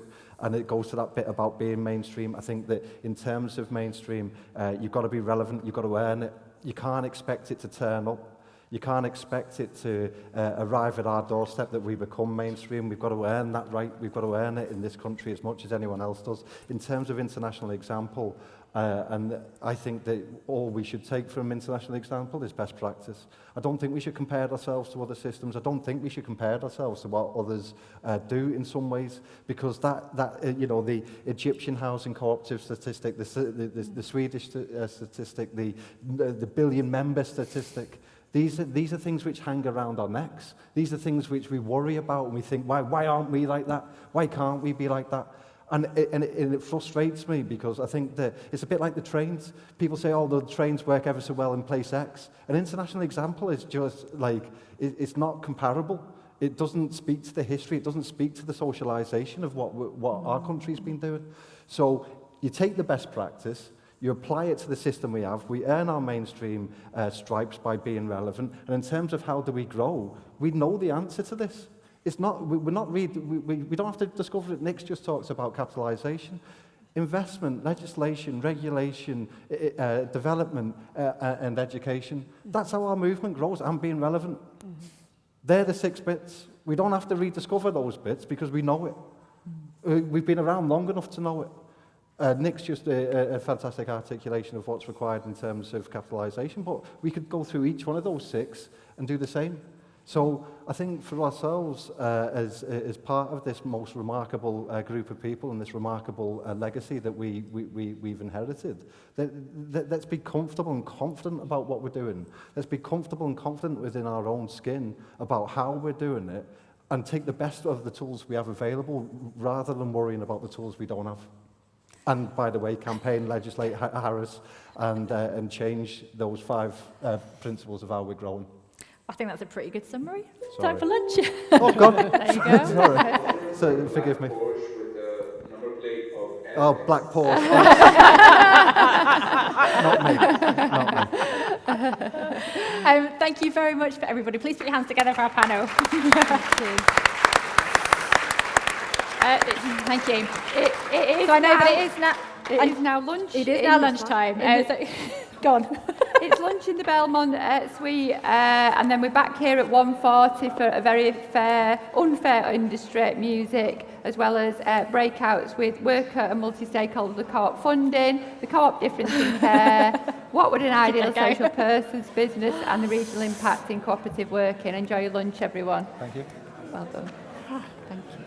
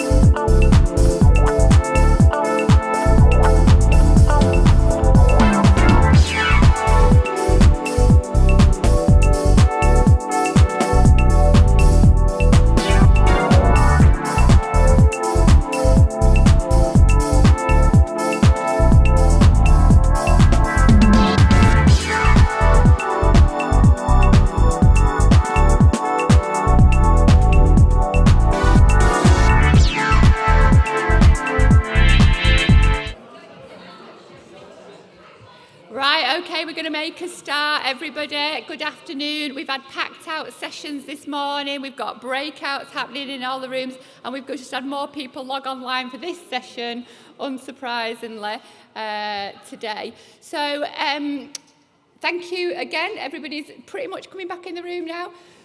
Thanks for all your posting on socials. We're going to be addressing something now that the cooperative movement isn't very well known for, but this is the whole point about fairness and equality. And this is an industry that sadly doesn't represent those values. So I'm going to hand over now to our esteemed panel to talk about music. It's not fair. Thank you.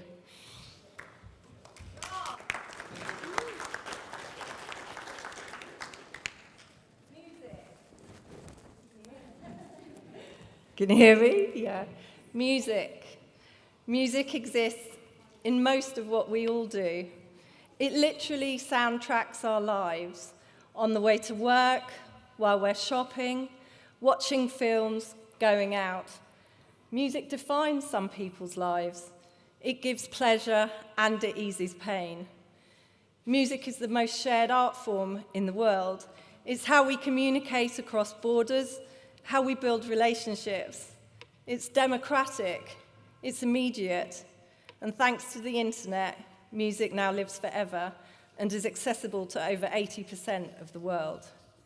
We can all agree that the legacy and cultural value music brings to this country is priceless, but in real terms, it also contributes considerable capital to the UK economy. 5.8 billion in 2019, with the total export revenue at 2.9 billion, up from 2.7 billion the year before. In addition to the industry's direct economic contribution, music tourism alone contributed 4.7 billion in terms of spending to the UK economy in 2019. These figures are predicted to rise, with music sales almost doubling in the US by 2030. And yesterday, Goldman Sachs issued their influential Music in the Air report, forecasting a global revenue growth of 24% in 2022 across all sectors, followed by 8% growth in 2023. All in all, the value of music is increasing. So taking all this into account, why has the value of music historically been so undervalued? And why doesn't the business of music reflect these increases and these democratic values? I've been lucky enough to have worked in the music industry for over 25 years. I run a management and PR company called Wasted Youth Music. The industry is more often than not an inspiring place to be.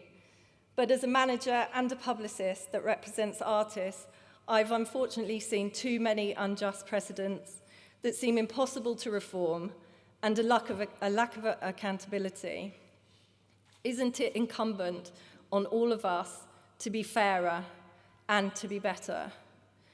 This has inspired me to start a new type of music label, supported by the Co-op, a co-op with artists at its heart, with ethics, fairness, and sustainability built in. Details will be available later in the year, but if you're interested in becoming a member, then please get in touch. Andy Burnham has a few words to say on this. Many of us try to source our food and our energy ethically. And I think we need to apply the same considerations to how we source our music and our creative products. Music is such an important part of the city region that I lead. It creates jobs and fuels passions, but access to the industry is increasingly becoming the opportunity of the privilege, which locks out many great artists and talents. That's why I'm delighted that Co-ops UK is working on addressing the balance and supporting the development of a fair and just music label co-op, and endeavouring to change the lives of the people who make and work in music and make our lives so much better. So, I've gathered together these wise minds to talk about fairness in the music industry, from the ongoing streaming debate to transparency, equality, duty of care, and social inclusion. and how the industry can work in collaboration and cooperation to solve these fundamental issues.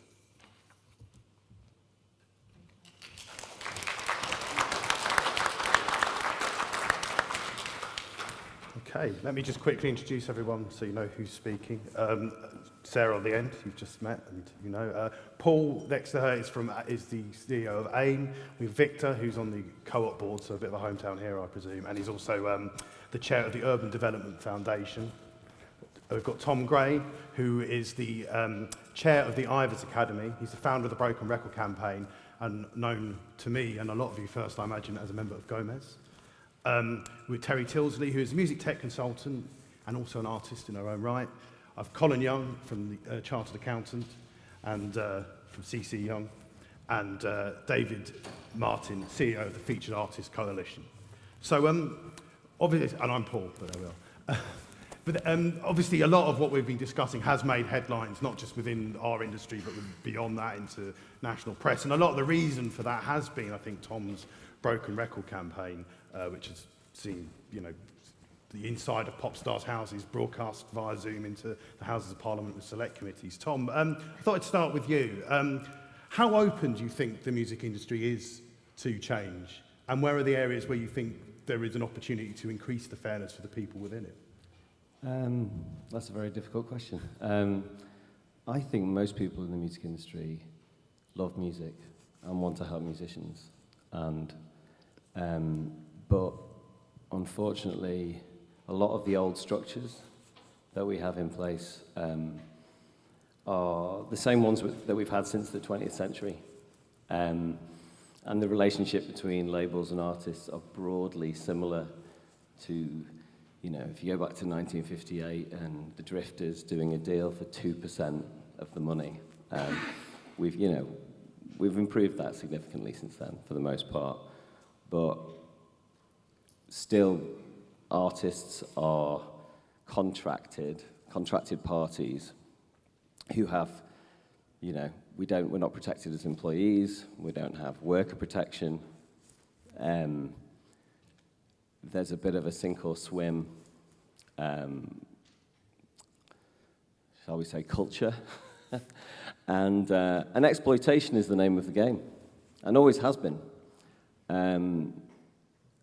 There isn't much of a duty of care, unfortunately.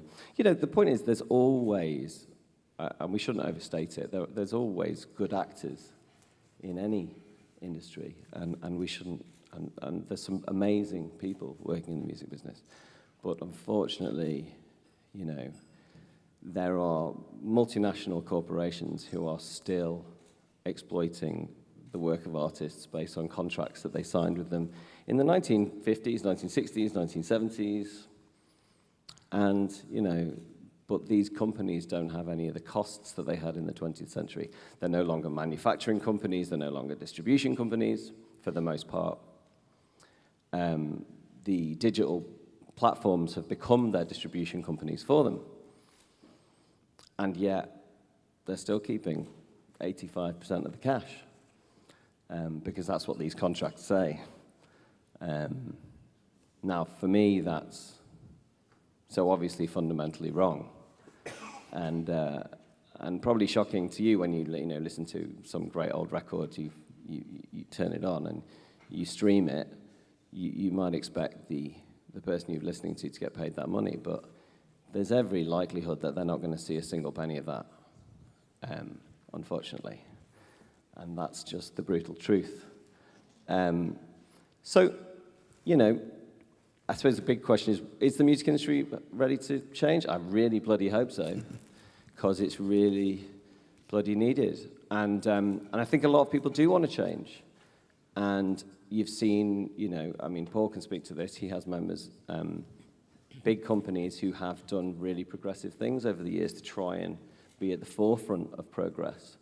But I think you'd be hard-pressed to find an artist in the country who thinks that we've progressed far enough and fast enough to really reflect where we are in the 21st century, and that these companies have a true duty of care to account clearly to their artists, to explain what their position is, it's a hugely asymmetric power relationship.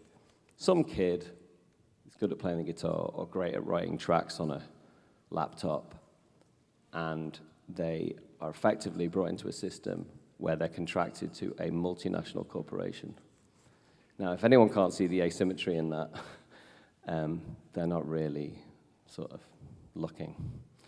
And you know, there's a whole structures that around that can then lead to sort of bad outcomes, because music lawyers often are getting paid mostly because they're writing new contracts for music companies. So are they really working for the clients, or are they working for the companies?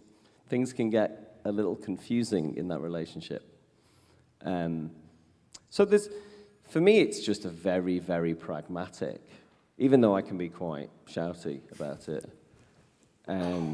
It's really just about asking for a pragmatic, realistic, 21st century, ethical, sustainable, grown-up industry. Because I think there's just a little bit too much of the Wild West about the music industry still. And maybe that might seem fun, but I think for most artists, it ends up just feeling a bit criminal. So I think I've answered your question. Yeah. Can I contribute? Indeed, please, yeah. One thing I would observe is when I look at the relationship between a creative, so a songwriter in one part, and a recording artist, those are are the creatives.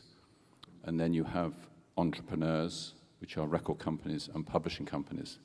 They're quite distinct. When we look at songwriting, as the music is written, the words are written, that is when the copyright originates. And it starts there with the songwriter. So the copyright vests with the songwriter, and it will always come back to them. So they'll assign it to a publishing company 15 years. It comes back to them. So then, with regard to publishing, with regard to songwriting, there is a strong element of equity for the songwriter. That's completely different for records. The copyright legislation provides that he that arranges it, he that finances it, owns the copyright. Or she. Well, I was quoting the legislation, but or she. So the person who finances it, arranges it, owns the copyright. And that is where the imbalance is. So we talk on records about a royalty. It's not a royalty, it's a profit participation. And the rights always vest with the record label. And that's the disparity. And those rights vest in perpetuity. And that's the difficulty in the current structure we have. You can't break that. And that's where you need wisdom, you need grey hairs to look at it and challenge it and say, is the balance correct? But it does need legislative change. It ain't going to happen by itself. It can't, because of that fundamental where the rights are vested. And Colin, just as you're speaking, can the music industry, as someone who sits in the middle looking at flows of money and that kind of thing within the music, can the music industry, is it an industry that can afford to be fair? Or it can now. That there's the record companies, publishing companies are making a lot of money. That's for sure.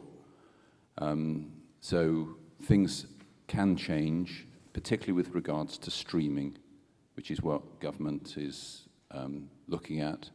So we've had a Department of Culture, Media and Sport examine it, make recommendations that we absorb a different model of how the money be divided between the record company, recording artist, songwriter. So those recommendations were denied by government and said, let's put them on hold. We want to collect more evidence. It's been elevated further. We now have the Competitions Market Authority. So that is profound, and it's interesting to observe how government is pursuing this and record companies' response. Record companies are responding. We now have unrecouped balances. Anything that was prior, so it's predominantly heritage artists, prior to 2000, is going to be paid through now. So you can see the record companies are responding. They are seeing they need to do something. And the reason it was 2000 was because that was before iTunes digital. So that was the reason for 2000. Sony have, but if you did that, obviously it would be a limited population because there's only so many artists that are pre-2000. They will never grow. Sony have shifted and said, we will do it on a rolling basis, 20 years. Why 20 years? That I don't get. You can drive at 18, you can drink beer in America at 21. I would say, let's look to divine wisdom. Let's look to the scriptures. There it says, debt be forgiven after 7 years. That's my suggestion. Pro-biblical. Terry, did you want to? I think it's been very interesting hearing about Sarah's new project, which sounds amazing. And I think let's just have a little rewind to principles. And first of all, there are a lot of new ways of releasing music. People are self-releasing. There are new kinds of contracts that are less fair. And we have to find new ways and structures to accommodate things and create a fairer industry. And with regard to your question about, do people want change? Yes, a lot of people want change, and the work that Tom and other people have been doing has been amazing in completely changing the agenda and getting sort of rights and payments on people's minds.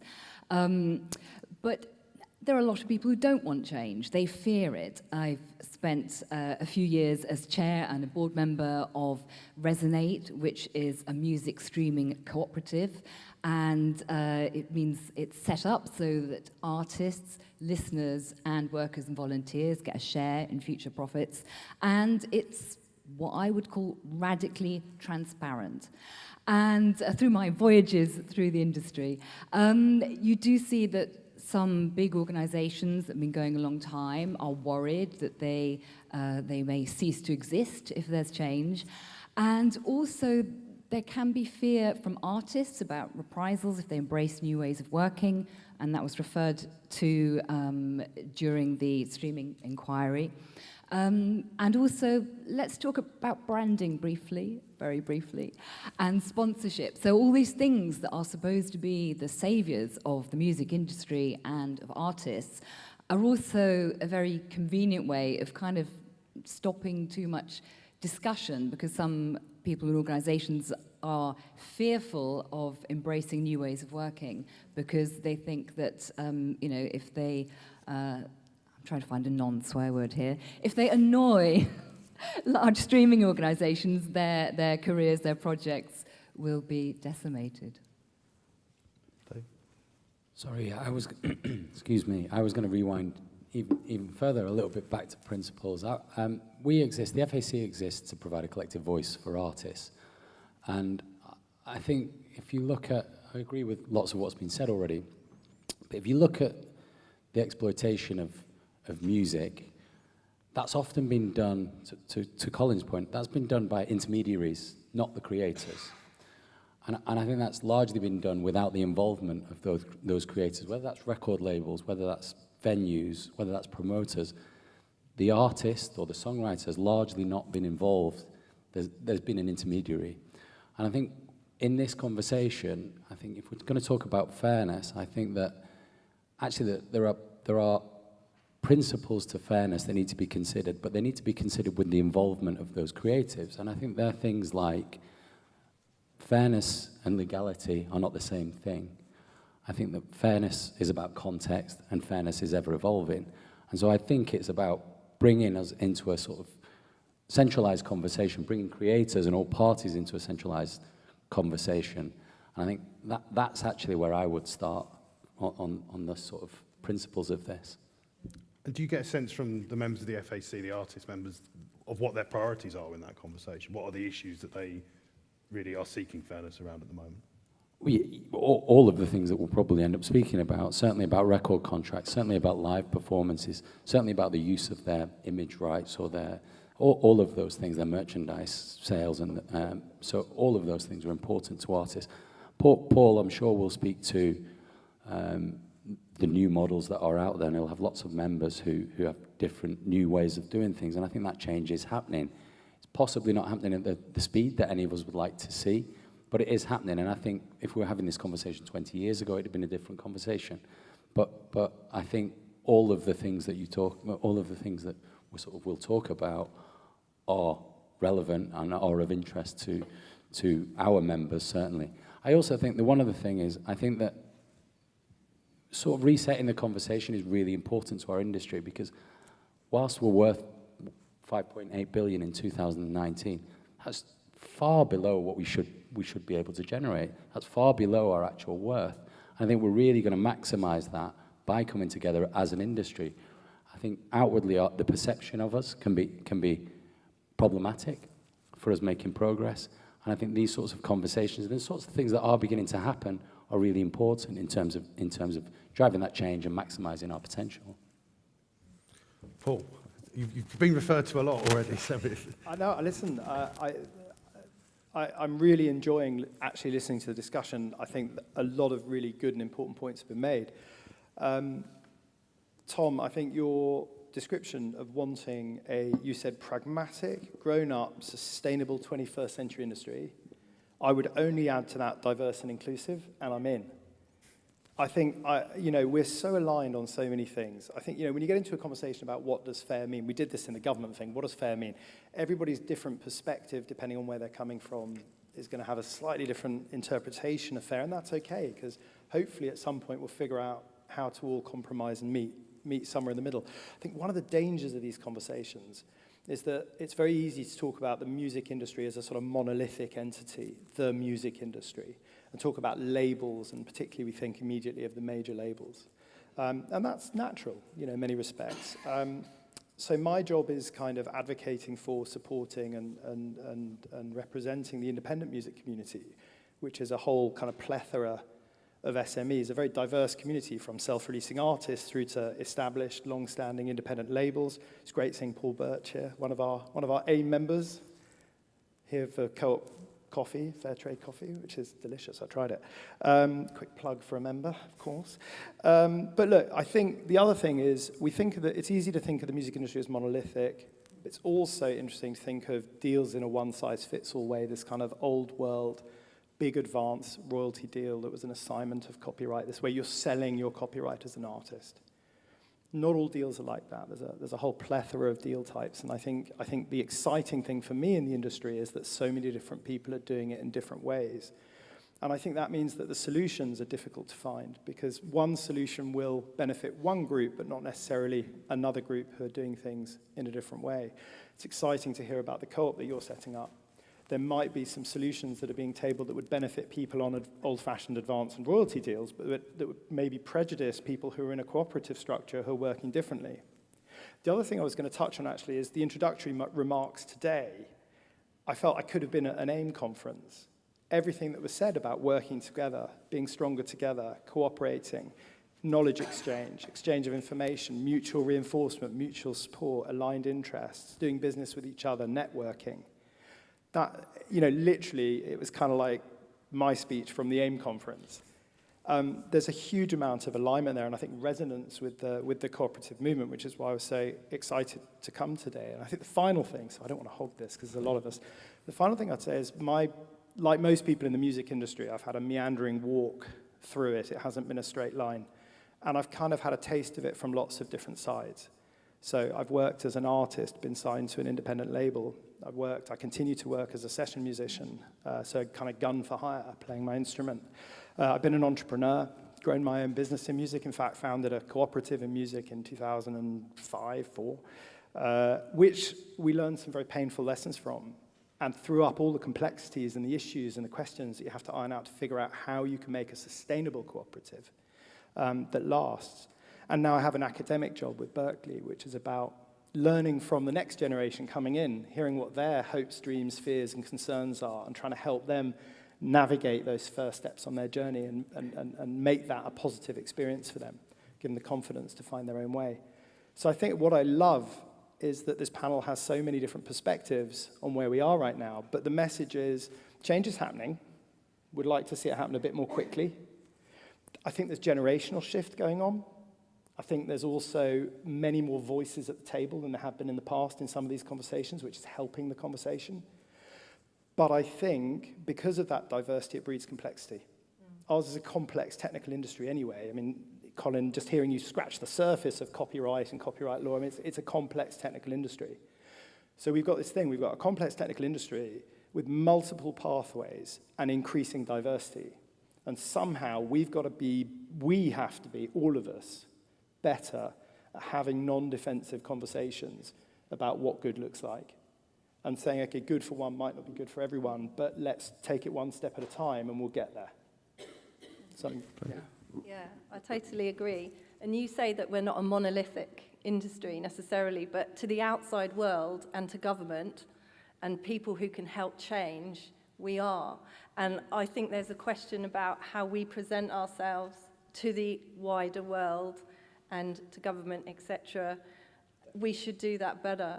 And it's all about being more cooperative and collaborative and having a centralized discussion in place for all the information to come together in order to do that, isn't having it? those safe spaces. Yeah, exactly, and not being defensive and being more collaborative. Yeah, and we have to find a better way to do that. Being an accountant, my emphasis is on the cash. Where's the money?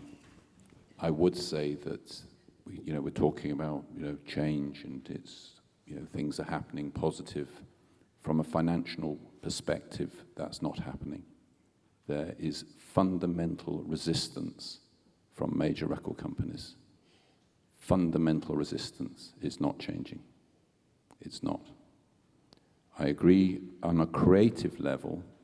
Creatively, it's beautiful because it's based on merit, and that cuts through. So we do have diversity at a creative level. Not necessarily at an executive level, when you look at the large organizations, not necessarily there, but at a creative level, the bit that I work at, that happens. But I would emphasize, with regard to the finances, with the relationship between a record label and artist, it is master-servant. That's it. A major, is that what you're saying? On the major. A major record label, that's it. Victor, as a man who sort of has a foot both in the music world and outside, I'm intrigued to get your perspective on this and from other industries. And Okay, so I'm not speaking for the co-op group. I want to see some colleagues from the co-op group looking really nervous. You're all right, lads. You're all right, okay? Chill. I'm here because I chair something called Urban United, and we changed our name, and there's a reasons for that. I won't go into it, but it's run by Pamela McCormack, so I'm channeling Pamela. I'm the chair, and we're about to open the Talent House in London, and I'm just going to. So 3 things. I love music. Those of you that know me, not many people do in this room, but I've got headphones in my pocket. I just love it. My kid's going to doing performing arts. My brother's a musician. And my observations of the music industry are as follows. It's a pint of Guinness. Right? I'm a 6-foot black guy. I tend to say yes to Rose all the time, but I notice that the people with the power don't look like me. They just don't, right? The people that represent the music industry often don't look like me. It is fundamentally exploitative on every level. So I don't know the demographics of creatives, probably at the younger end. The people who reap the money, probably at the older end. The reason why I got involved in UD is because, yes, the music industry is complex, but fundamentally it's a pipeline, isn't it? Artists, usually young, right, get discovered, right? If they become small businesses, but often don't have the skills to be small businesses, and then they get taken on by somebody who may have the skills, but not the valence to be honest, or even decent, which is exploitative in itself. So when people talk about safety, I mean it from a child protection point of view, literally, because urban development works with 16 to 25-year-olds. I've observed some pretty terrible things. So it is exploitative, and it's quite worryingly so. And then if they're unlucky, they have a career that lasts, well, as long as that sentence. And they might make some money, but that lasts as long as the sentence. But someone else makes, yeah. So I think it does, I think it cries out for radical reform. And I am sceptical, not cynical, I'm sceptical of the notion that the music industry in and of itself will change because it's the right thing to do. So I'm with you, it's going to require legislation. But it goes beyond the music industry. So music in schools is weighted towards classical music. The Arts Council fund what they call infrastructure. I had to point out to them that Figaro would have been his 14th century rap. It was played in pubs. It was the equivalent of, I don't know, the worst kind of social disease, music that people, and if you go to Italy, so the problem is music education is really difficult to get hold of. It's biased towards classical music as opposed to what people call popular music, which rules out certain types of young people because they can't afford access to it, which is the other reason we set up urban development. The pipeline for black music, it's fragmented, so black kids, talent's everywhere, opportunity isn't. That's the other reason we set up UD. And the workforce in the music industry, I have to tell you, is just so underrepresentative of diversity in all its forms, but particularly race. And I just think that we need to be honest about it. Now, the cooperative response, I'm going to say something that I'm going to probably say again this afternoon, is the co-op movement is pretty white. So when you set up a music co-op, there's a real risk that it's going to actually repeat exactly the same issues that are present in the mainstream music system. So I think we have to do some pretty radical things. But fundamentally, because of the age spread, the thing that I would focus on is we talk about fairness. It is fundamentally unfair, probably illegal, and all kinds of wrong to exploit young people. Full stop, period. Therefore, the music industry should be agreeing to a set of standards and ways of working contractually, legally, financially, and certainly operationally that protect young people. And I'll be working with Geraint because I think that's the thing that needs to be done first. Everything else is second. David, if you want. Yeah, I would agree with almost all of that. I think just to, I suppose, set out our position. So look, from a safety perspective and from a child protection perspective, 100% fully agree. In terms of, I suppose, legislative intervention in other parts of the way that the industry operates, to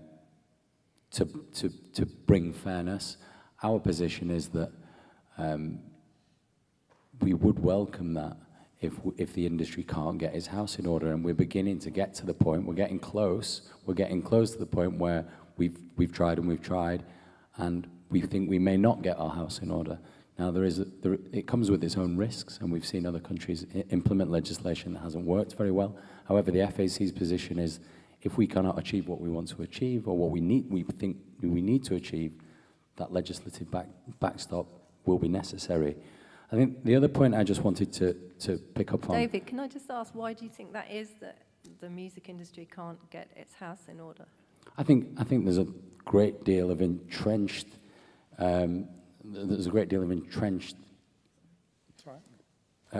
entrenched operation within the music industry.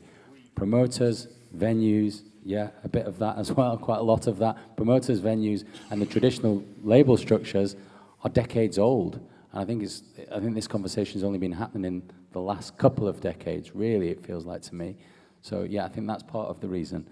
Something else that Victor said, which I 100% agree with, is that talent is everywhere and opportunity is not. And this, I suppose this sort of neatly, and I'm sorry to do this to you, Tom, this sort of neatly ties things up into one conversation. But a couple of weeks ago, PRS for Music, which is the collecting society in the UK for songwriters and publishers, elected its new council members, and that was 8 new council members. I think to say there was a lack of diversity in that election would be not even an understatement. It was very, very poor after many years of the industry trying to push PRS into the position that it would do something around this. Now, PRS also funds, or partially funds, the PRS Foundation, which is the UK's leading talent development organisation.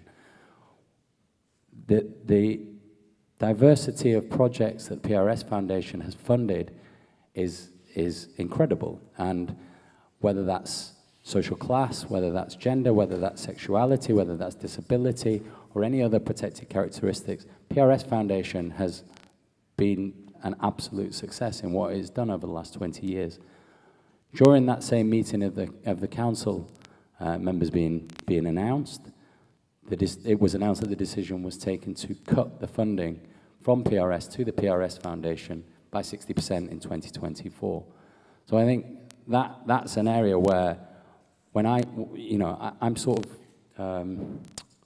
I'm cautious when I'm talking about progress and optimism for the future, because you see these sorts of things happening, and I think that's an area which talks to Victor's point and to Colin's point that, well, are we really making progress? So I suppose that's the point that I wanted to make with regards to these are the sorts of elements that make us think we're making no progress here. Mm-hmm.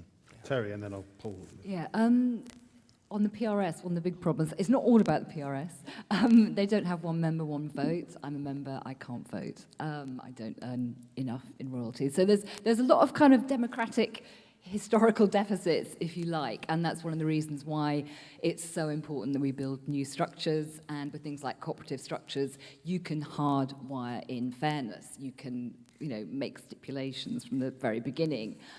If you want to play with algorithms, you could say, well, shall we have an algorithm that makes sure that playlists are, more diverse, more representative? The one thing we do benefit from at the moment, and people who don't know so much about the industry might not be aware of all this, is that there's been a raft of amazing research from organisations like the F-List, from Women in Control, which is taking a very detailed look at the pitiful figures when it comes to representation, both in terms of people's background and also the pitiful amount of women in music who are registered songwriters. And a tiny example, but I'm a member of 2% Rising. It's a group for female and non-binary producers and engineers. Why is it called 2% Rising? I'll leave you to guess. Paul. I think what we're seeing as we get into the detail of this is how fragmented the industry is. I think absolutely, I agree with pretty much everything Victor said. I'm pleased to say, Terry, in our organisation, our board is 65% female, 40% diverse by ethnicity, and Nadia Khan, our chair, who founded Women in Control, and we're hopefully positive actors in the fight to make our industry more equitable, diverse, and inclusive. I think one of the things I was going to point to, of course, is the independent community. To challenge the idea that the industry might not change under its own steam, I think there is generational change happening. And I think there is shift. I think it's way too late. My hope is it's not too little too late. My hope is that we can do enough. I think the government pressure from the Stream Inquiry is very helpful in that regard. I think, Tom, the work you've been doing is a phenomenal campaign, and I think is bringing better conversation to the table. The deals that I see have evolved significantly. We talk about the drifters in the 50s and 2% royalties, and we're now in a very different place in terms of contemporary deals. And there are issues, we know, with legacy contracts, and those are being addressed, whether they're being addressed sufficiently is an ongoing debate we're all having, and that's really healthy. But the thing I would point to is an initiative from the independent community, which was a worldwide initiative called the Fair Digital Deals Declaration. And this was a unilateral move by the independents who wanted to kind of draw a line in the sand and said, actually, we want to play fair.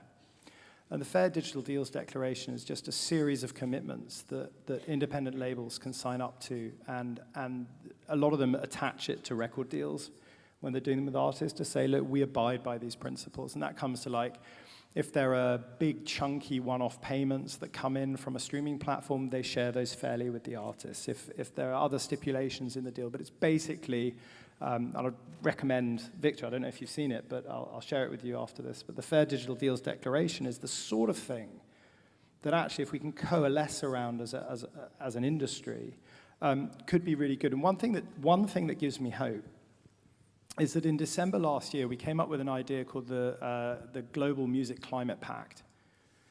And it was an idea that actually, one of the most significant challenges facing all of us right now is the climate crisis. And that we collectively can't address the climate crisis unless we come together. And in a fragmented sector like music, if we're all running off doing our own thing, we're never going to have holistic solutions that actually move the needle on climate. So it started slightly as a thought experiment, just to say, can we actually get everybody around the table, and can we actually get everybody to say yes to something? And I'm not saying it was easy, but we did it. We did it at global level. We got the majors in the room. We got the bigger indies in the room. And now it's being rolled out. We partnered with UNEP, so the United Nations Environmental Protection. We've got other stakeholders in the room. We've got the big streamers in the room, YouTube and Spotify and the others, to say, come on, we need to share data. We need to work together. This is a pre-competitive issue. All of us can agree this is not about competition. This is about, the competition for survival, I would suggest. So that gives me hope. I think there is change. It's not everywhere, and it's not at the same pace. And yes, greed is a huge factor. And the human condition pursues us all, right? But I think the work's being done. And I think more conversations like this, more groups coming together like this, will take us forward. What I say is we just got to keep the pressure up to make enough of a difference quickly enough for it to really count. Paul, can I just ask, because obviously legislation has been mentioned, and there might not be any sort of sense in the independent community about it, but it does seem to be like the legislation that's been mentioned is possibly not aimed at a lot of your members. Do you get any sense from them whether they would welcome or be against? Well, listen, the biggest fear we have is that the aim of the legislation will be to clobber the majors, right? I think that's pretty clear. The majors may have the margin to absorb it. The smaller businesses may not have the scale to have the luxury of being able to afford those kind of things. And if it's a one-size-fits-all, we are really concerned that small businesses will be collateral damage, and that will be most damaging to the grassroots and most diverse area of new investment in new artists, new voices coming up through UK music. And so, yeah, we're really worried about it, and we feel slightly disempowered. I mean, we're at the table. It's great to be at the table, but at the same time, it's not like we have the power to just push a button and make it go away, but we have to encourage engagement. Tom, I noticed you've been. Yeah, I just wanted to say, I think the simple fact is if you give any group of workers or employees rights, as a rule, historically their employers haven't liked it. And there's a reason for that. Because they'll have to pay them more, be more transparent with them, give them better terms. It will be more equitable. But this is the point, right? If you can't run a business where you're being equitable and have a duty of care to the people you're working with, if you can't do all of those things, maybe you shouldn't be in business. And that, as far as I'm concerned, is where we ought to be in the 21st century. And in regards to all these other questions within the industry, it's all about problems of transparency. Why do these decisions get made at PRS? People don't know, and I can't even tell you why. Because there's a lack of transparency. Sorry, I should just point out the reason I apologised to Tom earlier is Tom was one of the members that was re-elected to the council, so it wasn't clear. I am a Jew from Merseyside, but so not totally without diversity, but the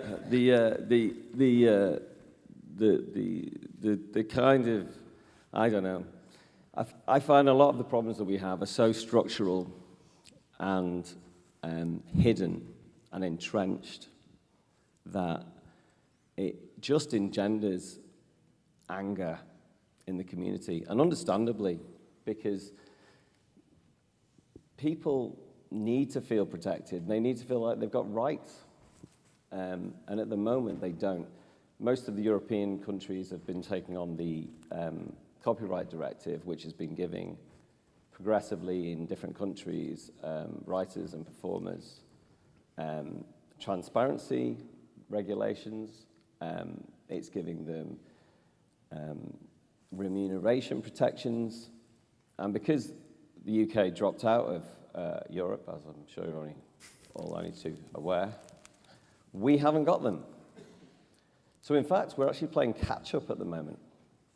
We're falling behind our European counterparts in terms of providing blanket protections for everybody in music, be they a black kid from Birmingham or an 80-year-old white guy who's still in the business.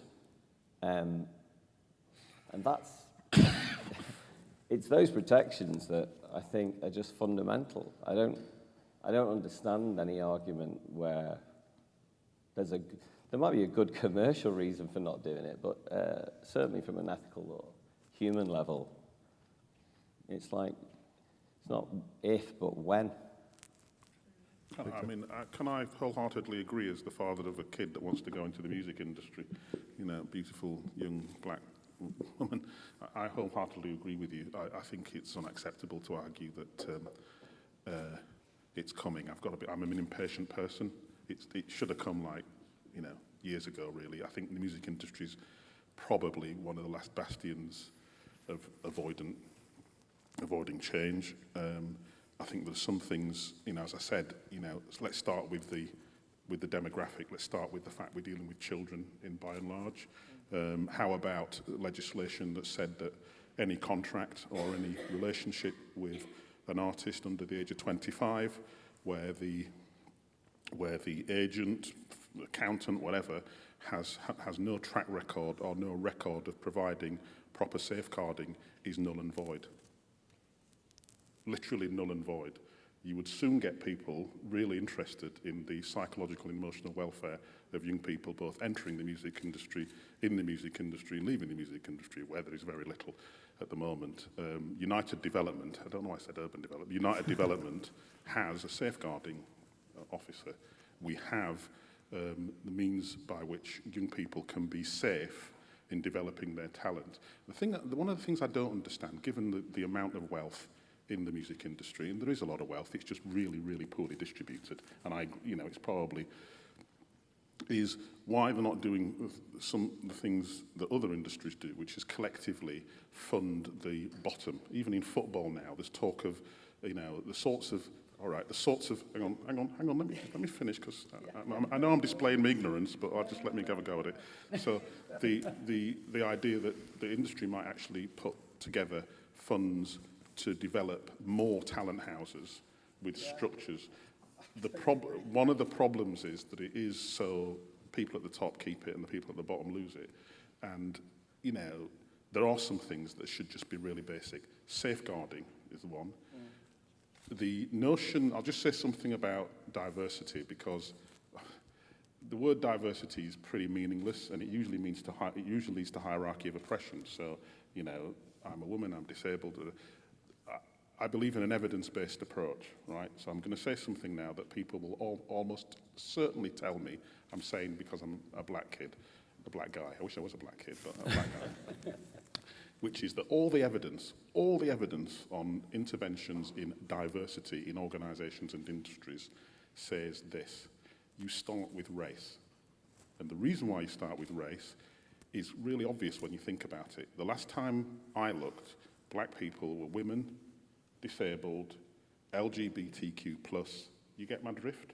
And the music industry often avoids the central issue, which is race, actually, by having a conversation about diversity. And frankly, they know they're doing it, which is why nothing's changed.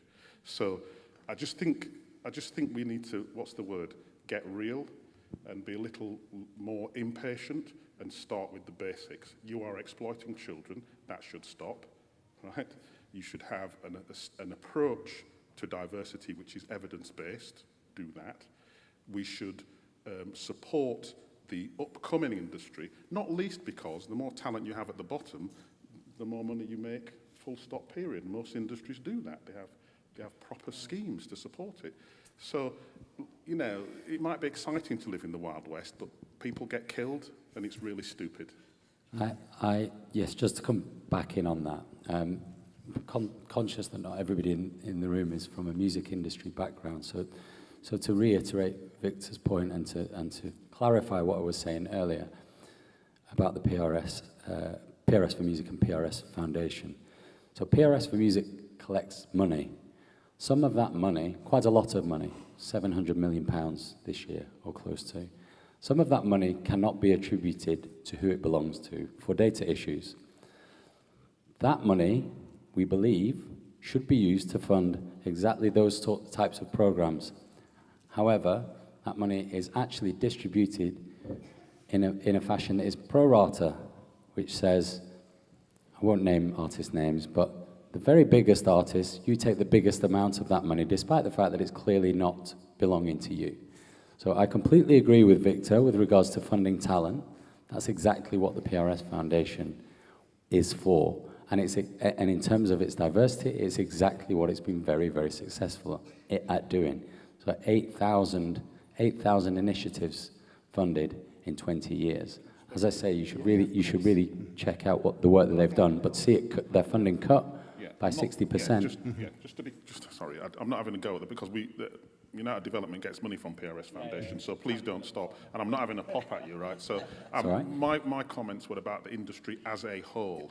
So this requires some leadership. 700 million quid is a lot, but it's not enough. You should be looking at 7 billion. There should be a talent house in every city, every town. There should be standards for the operation of those talent houses. There should be standard contract. Do you know what I mean? So I agree with you. You know, I don't disagree. It's great. But just come to Paul, who looks like he wants to agree quite enthusiastically. I want to agree really enthusiastically, and I want to say two things. One, everything you're saying, Victor, I agree with, except I have to be really honest. The music industry I work in and the music industry I see is more advanced than that. It is happening. You say you're impatient for change. I see the change happening. I see the serious investment being made in these programs at all levels, actually. The other thing I was going to say, the other point I was going to make, I agree with David that I think the cut to PRS Foundation is really regrettable. And I think there's been a lot of pressure within the industry to try and help reverse it. Tom, I see you nodding. I love seeing you nod because you're in a position where you can help. So tell us what we can do to help you change that. I love it when Paul asks me how he can help me to change Tom, things. I'm always trying to help. Perhaps we can just, because I'm conscious we're about to run out of time. Just to finish on a positive, I know, Terry, you've done work with Resonate in terms of looking at doing something different and making it. How have you found that is change possible based on your Absolutely. I think it's not only possible, I think there's a huge hunger for change. People are so aware of issues, the fact that their favourite artists aren't getting paid properly. They want to do something and they just don't know what to do. So if you're offering them something positive they can do, whether it's join an ethical music streaming cooperative like Resonate, £10, join, pay as you go, easy, or all the wonderful new things that we're going to be seeing. They want to do this stuff, you know, and so I'd love to see things like a sort of co-ops cultural fund that will fund new music, especially co-ops, and just a lot more kind of joining together of forces, big picture thinking, to use some like slightly hackneyed terms, but yeah, definitely, there's lots of potential out there and lots of people wanting to do things. I'm conscious, unfortunately, we run out of our slot, but this obviously being a music panel, we do have an encore. Geraint Davis MP is going to speak to us now about something we've discussed, the possibility of legislation and that kind of thing. Yeah, and thanks so much. And can I thank you so warmly for such a fantastic array of insights and information about the music industry. And what I'm here to do is to say I want to commit to take this conversation with you forward to a cooperative music bill. I've spoken before with Sarah and Rose, and that's why I'm here now. Clearly there's major problems. Why we're here together in this conference, incidentally, is because the Rochdale pioneers had adulterated food, and they got together and they decided they wanted the right, conditions for the consumer, for the producer, for the retailer, and that's what we need in the music industry. Because the reality is, if you are a young artist and you get 1 million streams, and I'd be very keen to get 1,000 streams, frankly, you get 100 quid. And what are you going to do with 100 quid? You buy lunch and get your travel and hire a studio. You're lucky to get that, aren't you? And so we've had the pandemic, haven't we? So again, it's been a big problem for artists. We've got the cost of living crisis now. We're hoping that, artists would go out and do live gigs. People can't afford it. And we've had Brexit. So clearly people can't do touring, and we aren't getting these protections. And in terms of streaming, it's just not fair. So we know that there are all these problems that are being described, that 8 out of 10 people get less than £200 a year in income, whilst the CEO of Universal, of course, gets £153 million in a year, which is more than all the artists combined and all the songwriters combined in the UK. And if you wanted to get that from streaming, I worked out you'd have to stream 1.5 million streams. And it works out, actually, that everybody in the world would have to stream nearly 200 times your record. So clearly there's something fundamentally wrong. Obviously, as has been mentioned, the Competitive Markets Authority is looking at some of that issue. But what we're talking about is the whole environment, the whole ecosystem of sort of atomized, enthusiastic and very vulnerable people who want to develop their talents, and it's not done in an equal way. It's siphoned out. Often it's untaxed. It goes off.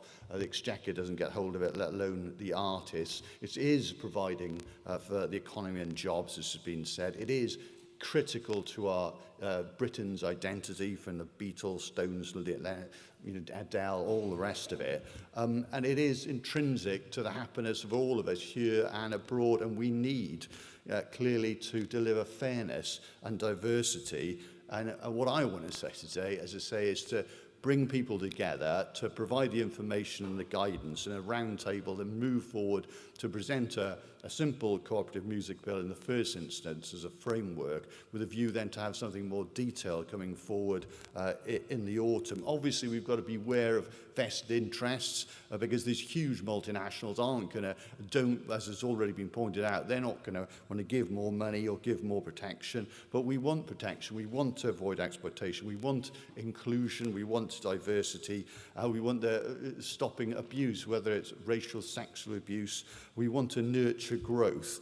And basically, there are opportunities. All of us are involved in co-ops, or the people in this room and beyond in co-ops. We need your support. We need your blessing. We need your involvement. If you run a retail store and we had a cooperative brands that were just playing cooperative, if you join the cooperative as an artist, you get more money, and that was supported in a retail store. So we know on a local basis, a region, say South Wales, Emma Jones or wherever it happens to be, you know that if you go in your cooperative, they'll be playing that music. More local people will go in that shop and buy more of our products. Local government should be supporting this. I wanted to put forward, and I am putting forward, a proposition in Swansea to have a sort of platform to compete with Amazon, where people can buy anything, get it delivered the next day by the Royal Mail, and the profits would go to local schools and social services, local government. We need to think about cooperative models to take on these huge multinational organisations, to a certain extent, that are basically sucking out the lifeblood and the money out of the industry. So what I'm getting at is we do need to map out all these ideas. There are organisations like the Cultural Freelancers Wales, which my daughter happens to be involved in. It was about creating communities of people who are in the industry, working together, helping each other. So in other words, we need an environment, a whole environment, and Victor and others have all talked about this, where creativity and diversity can flourish. And after all, if the whole industry, as has been said, can actually be more powerful through a sort of more cooperative, as opposed to a sort of a more Darwinist approach, where we've got a sort of more fertile ground, more varieties of flowers can grow, and more oaks from small acorns can grow, then we can again be the best in the world and the best to grow and the fairest for the music for the future. So I'm committing to take that forward with your great knowledge and expertise to try and make a real difference in the regulatory area alongside what's been happening on the Competition Markets Authority. So thank you so much for everything you're doing and for your time today. Thank you. Wow, you heard... Yeah, no, time has run out, but that's why we've got loads of networking. And I mean, wow, you've heard it here first, cooperative music bill. What could that look like? So thank you so much. We've already run over 10 minutes on this session, and we've got Jess Phillips with Paul McMonee from Big Issue and several of our young co-operators as well going forward. So I'd like to thank our fantastic moderator, Paul Stokes, and then also Tom, Paul Pacifico, Victor, Terry, Sarah, David Martin and Colin Young for an insightful panel. Thank you so much. Really well done.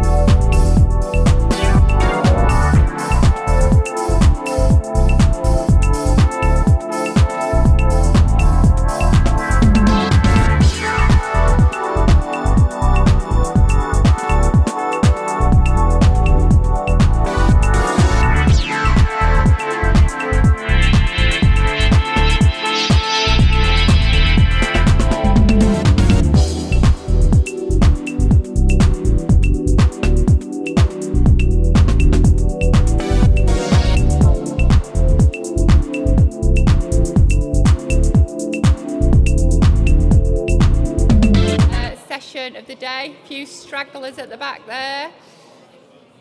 And anyone who's near a door, if you can shut the doors for us as well, please.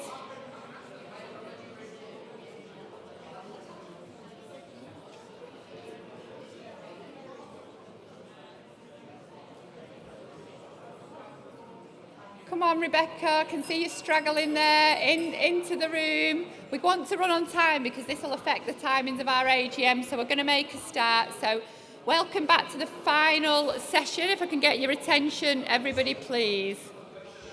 It's mainly the panellists, to be fair, doing the briefing, I'm sure. Right, okay, so welcome to the final session of the first day of Cooperative Congress. We've had some really exciting debate. I'm still waiting for all those principal number 6 people to come and tell me what deals they've been doing. But we've just, if you weren't in the session in here before, we just had an announcement that there's going to be a cooperative music bill going through Parliament at some point soon. So, as I expected, lots going on. And this is my whole point, in case I'm not clear. There are solutions in the cooperative movement. There is a lot going on in the cooperative movement, but the visibility of it is really poor. So it's why we invite people like Jess to come and talk to us today to really understand what our opportunity is. But it was at the beginning of last year, we did a YouGov poll at Co-ops UK with young people, and we just asked what was on the minds of young people. And you won't be surprised to know a lot of the subject matters: climate change, mental health, secure jobs, data ownership did surprise me, housing was on there. But for every single of the items that were mentioned, or the issues that were causing concern with young people, there were some brilliant cooperative examples of people coming together and creating solutions. But what was really, really disheartening about that survey was we also asked how many young people could name a co-op, and it was less than 40%. So there's something not connecting there, and we need to fix that, because we have got hope, we have got solutions, and people want it right now. That's what you're going to be hearing about today. People are angry, people do want to take control, they do want to have a say, they do want to have a stake in where they live, where they shop, where they work, how they're entertained. So we really need to look at getting the word out there. So in an attempt to do that, and we will be having some young cooperators who have engaged with the movement and are running or have joined co-ops themselves, so we can hear from them about what motivates them to join a co-op. But I'd like to now introduce, let's say, our final in conversation of the day, and it's the wonderful Jess Phillips with the editor of The Big Issue, Paul McNamee. Over to you.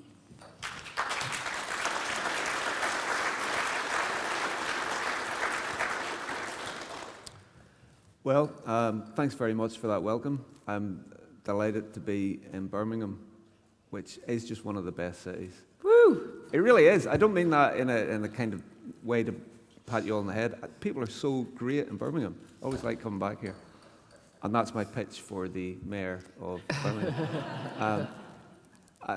This is a debate that's of particular interest from my perspective because of the big issue and the idea of involving people and involving communities, and in how you can be part of your own future and you can dictate a better future for yourself. And I was very excited when I knew I was going to be speaking to Jess, because you're not behind in articulating what it is that people need and where you believe they should be going. And I wanted to start by asking you about post-COVID and lockdown. During that period, there was a sense that while people were a little more atomized and were away from their normal lives, they were perhaps a little closer in communities. And that maybe led to an opportunity for small ideas to grow into something bigger.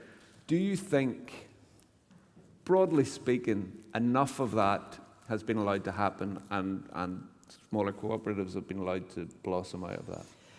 I think we're probably still in the early days of that. I'd just like to add to what you said, that Birmingham is the best place on earth by quite a margin. Manchester.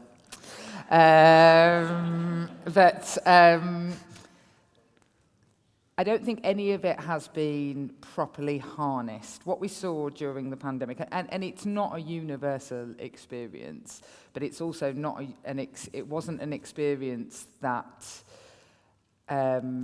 happened only in the places where you thought it might happen. So, of course, in sort of middle-class areas, you're much more, often more likely to have the sort of civic structures that people can then, go and do good from. Yeah.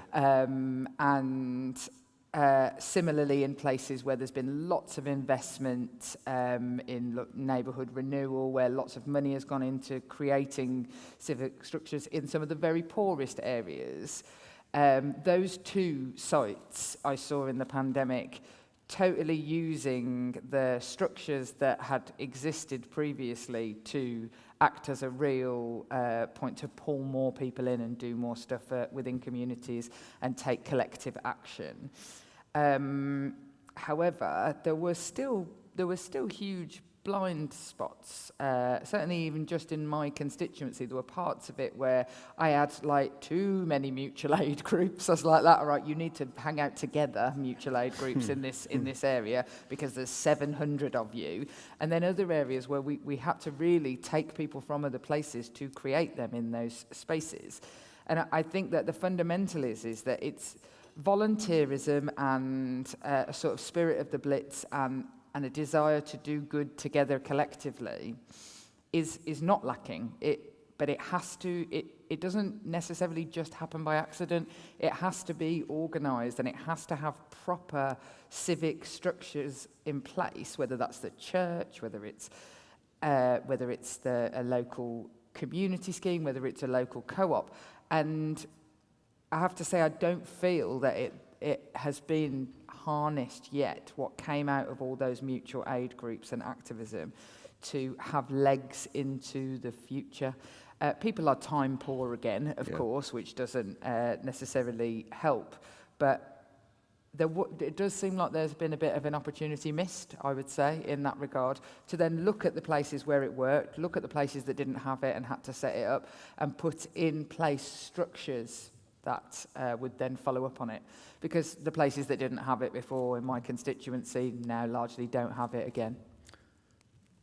And do you think that one of the reasons that people were looking to take control of their own destinies in a particular way, whether it was lots of organisations who perhaps weren't talking to each other and maybe should, or should use networks to communicate, do you think that part of it was because the fissures that had been exposed by COVID and inequality led people to lose any real faith in the mainstream political process, and they thought, well, we're going to have to do it ourselves? And do you think that people can ever go back to having faith in the mainstream political process? I mean, I think actually at the time there was some faith in, I don't take comfort in saying this, but, it wasn't that it was any more a lack of faith of what was being offered to them, apart from some very, very specific groups.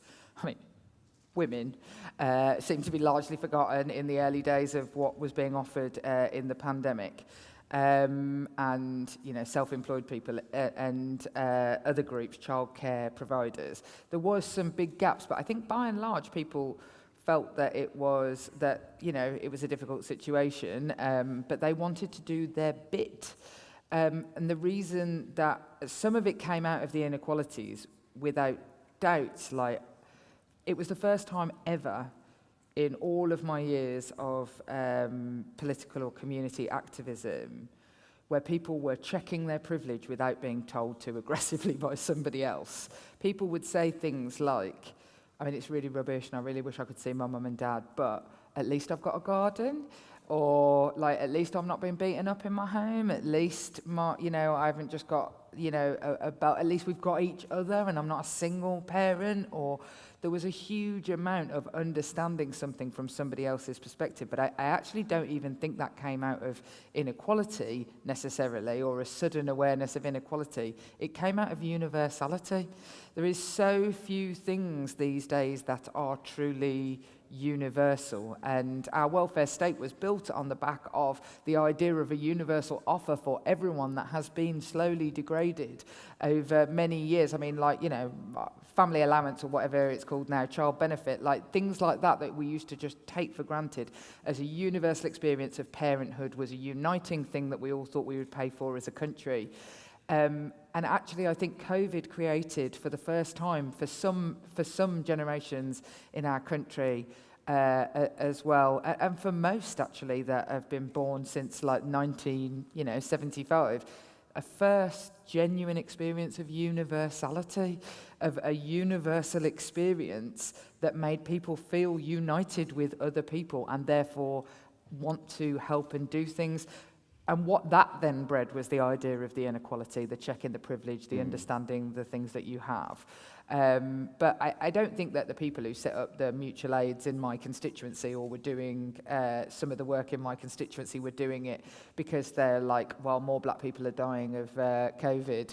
And I mean, in the first wave, my constituency had the second highest death rate. But I don't think that people were particularly cognizant of that, particularly when they were doing those things. They were part of a community and we were all experiencing the same thing, and that's what made them do it.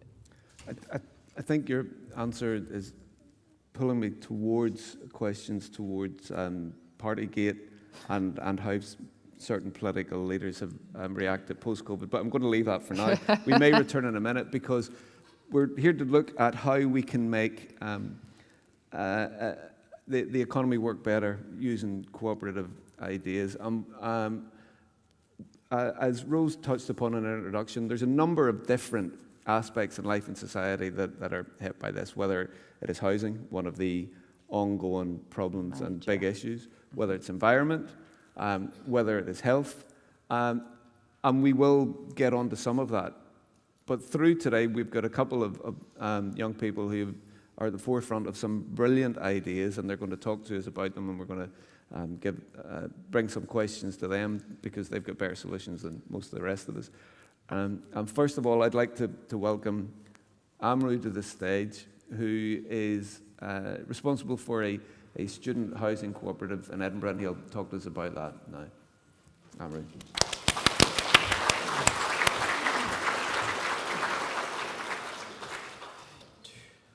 Hi everyone, I'm Amro. I'm here representing Edinburgh Student Housing Co-op. We're the largest student housing co-op in the country. We provide the most affordable student housing in the city of Edinburgh, and that puts us at the forefront of widening participation into education.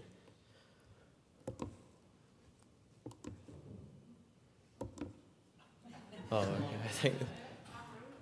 I think wrong PowerPoint.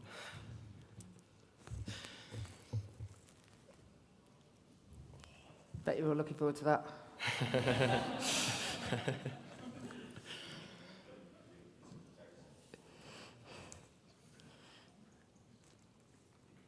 This is going to be some set of slides coming now. Yeah. Just you wait.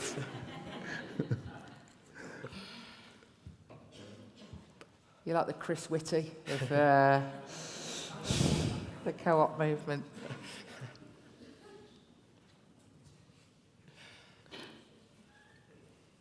Is there anything that you want to discuss in the meantime while we're waiting for the slides?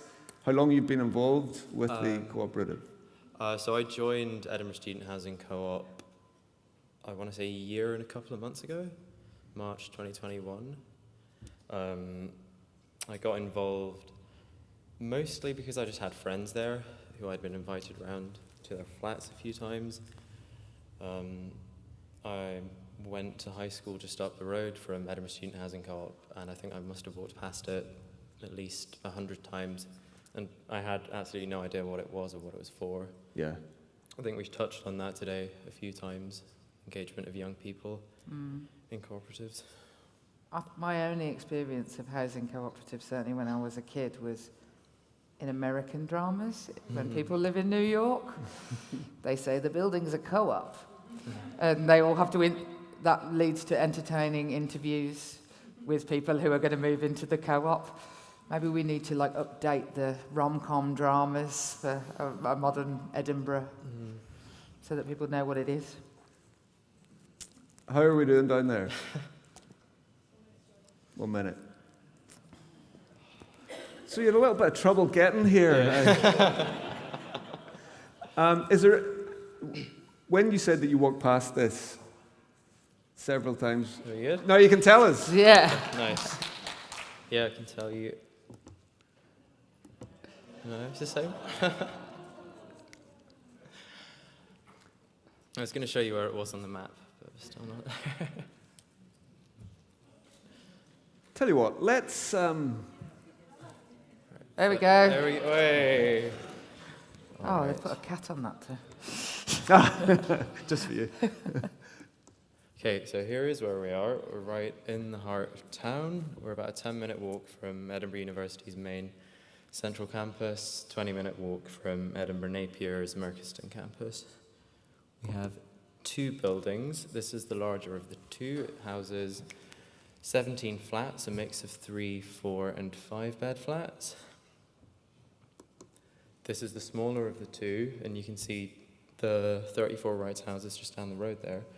In 28, there's a total of 7 flats. In total, we have 106 members. This is what your average room looked like before we moved in. Very sad, uninspiring. This is what the rooms look like now. Here's a picture of your standard university accommodation kitchen and a picture of your average co-op kitchen. So. I think people in the co-op like plants. Yeah. It's what I'm reading here. Okay. So I'm here to talk to you about the roles, skills and experiences you have at Edinburgh Student Housing Co-op. When a new member joins, they get a preferences form with all the different roles that we have. And once they've filled that in, they get put into one of our 7 working groups. So places manages the buildings, our utilities, that sort of thing. People deals with internal and external events, participation with member engagement. Principle 6 is the 6th principle of cooperation, cooperating with other co-ops. That's the working group I'm in. Finance with finances, welfare with member welfare, and procedures is just admin. Okay, I'm going to talk to you about four members that currently live in our co-op. Ede is a tenancy manager. Sunny is a GM, co-convener and secretary. I'm going to talk to you about one of Molly's past roles, and that was basement renovation project manager. And I'm going to talk to you about our internal intranet system.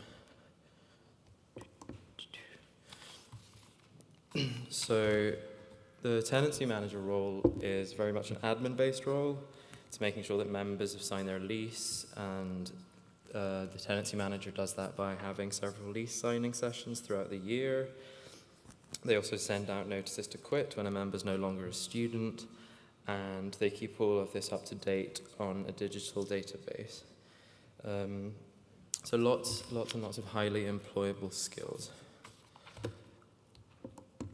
I would have loved to have a picture of a general meeting, but they've all been on Zoom for the past 2 years since COVID. Sorts of things that a general meeting co-convener would be doing would be facilitating the meetings, making sure that everyone's heard, minuting, sending out emails. And as a secretary, Sunny's also responsible for signing off lots of important documents. When I was talking to Sunny about his role, one of the things that he really wanted me to emphasize was how his confidence was boosted by being in his role, and how he feels like he belongs in the co-op community a lot more because of his engagement. And I think that represents something you can't really quantify very easily. Living in a co-op increases your sense of belonging, reduces loneliness, huge gains in mental health.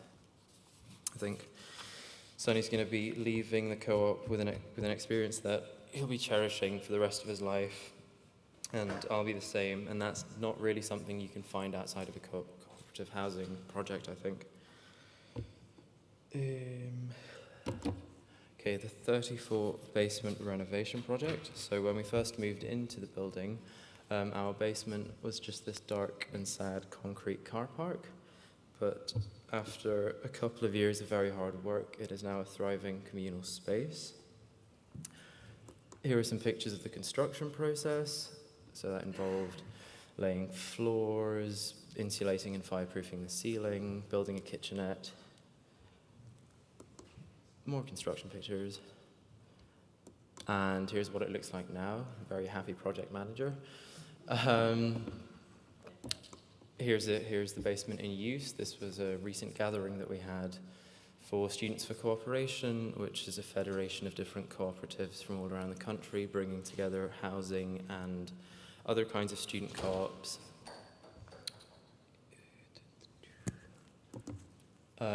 Finally, I'd like to briefly tell you about our intranet. So we were talking about data ownership a lot throughout the day, and I think a lot of institutions, when they get to our size, they by default start using things like Google Drive and Facebook to communicate, but we do all of our communication internally. Our server hosts a variety of different services, such as communication services, data storage, and our application and voting on applicant system was actually coded in-house by some of our intranet specialists. The rest of the software is open source. This here is our main internal communication platform. So you can see there you have a bunch of different topics that everyone can contribute to. It also lets you send private messages. And this is all done internally without relying on Facebook, WhatsApp, or anything of the sort.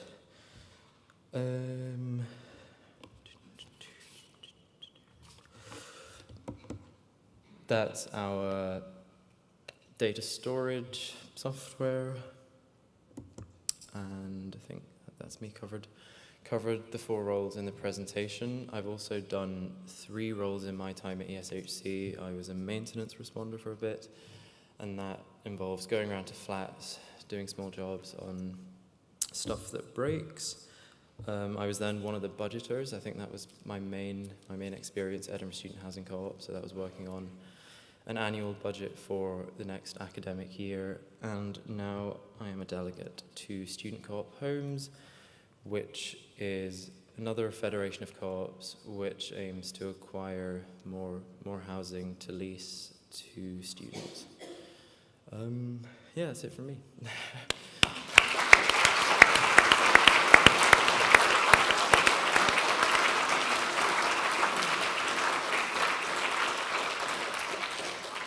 Thanks very much, Amro.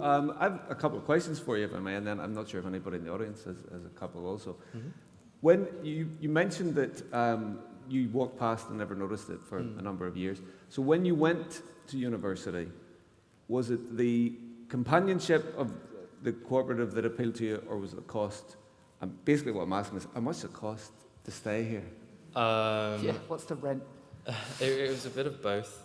The rent is currently £338 a month, inclusive of utilities. You're not going to find that again, Bab. Yeah. Inclusive of utilities? And some basic essentials like washing up liquid and loo roll. Yeah, it's half the price of your average student accommodation. Yes. Is there a waiting list? Hmm? Do you have a waiting list? Yeah, we do. It's quite a long one. I can imagine it's quite a long one. And have you been approached by other student bodies or just people who have heard about what you've done in different cities? Because student accommodation is such a racket at the minute, and students are getting hammered. And are they looking for your model to say, this works, how can we set it up in our town or city? Yeah, absolutely. There's currently a group in Glasgow trying to find a house. There's that's them. Quite a few different groups. Dotted around the country. That's somebody now. Yeah. Off the top of my head, there's one in Manchester. There's one in Birmingham, just down the road from us here. Belfast. One in Belfast. Well done, Belfast. Cork, Brighton, Sheffield. So there's quite a number of cities where they're trying this. And is the biggest block to you starting this the capital to get the building? Yeah, absolutely. So yeah. where, and I'm going to let you go in a moment, where do you find, or where can people, what funders are coming up to help you get that capital? So a couple of years ago, Student Co-op Homes did a community share offer and raised, I think, 330k, roughly, from quite a wide variety of investors. We in the past have tried to get money from Edinburgh University, but that didn't ever work out. But yeah, the opportunities aren't many for funding for this sort of thing. That does seem like the barrier. Can I ask what the risks are to yourselves as from the point of view of when you're talking about specifically student accommodation? Mm-hmm. So I work quite a lot with students who've been in student accommodation regulated by usually, I'm not surprised Edinburgh University didn't give you any money because they're probably the biggest landlord. What are the sort of, I suppose, some of the risks of what might happen in the accommodation? So I take to task universities where things, bad things have happened to people in the accommodation. So I suppose when you're managing it all and you're all responsible for it all, there's an element, I suppose, of risk and responsibility in that. I'm inclined to say that I don't think the risks are that much higher than other forms of accommodation, both for students I wouldn't have thought they were otherwise. higher. I'd probably have thought they were lower, but they exist. Yeah, I would agree. But I think when I first moved in, I was a little bit apprehensive and skeptical about a large group of 20-year-olds managing 2 huge buildings. But it actually works quite well. But I mean, and how do you manage the waiting list? Is it on a basis of need or just time? Currently, our waiting list is randomised, so Random. So you could come tomorrow and you might get on Thursday you might get a flat, but you could have been on the list for 2 years and then not get one. The way it's randomised is we have a window of applications between middle of February to the middle of March. We'll have, say, 30, 40 places open. 200 people will apply. Understandable. 30, 40 places fill up, and then everyone else gets put onto a waiting list. But their position on that waiting list is largely random. There's no Needs assessment, for example, on the basis of people's resource. I think this like is a means test. It's something we're working on. I think there's quite a lot of different opinion within Edinburgh Student Housing Cooperative on how we should be approaching that. Like, there's groups of people who are very opposed to means testing, others who think there should be forms of means testing. But yeah, that's something for the future for now. Amory, before I let you go, I'm sure there's a couple of questions. I see one down here. After you, sir. Jeevan.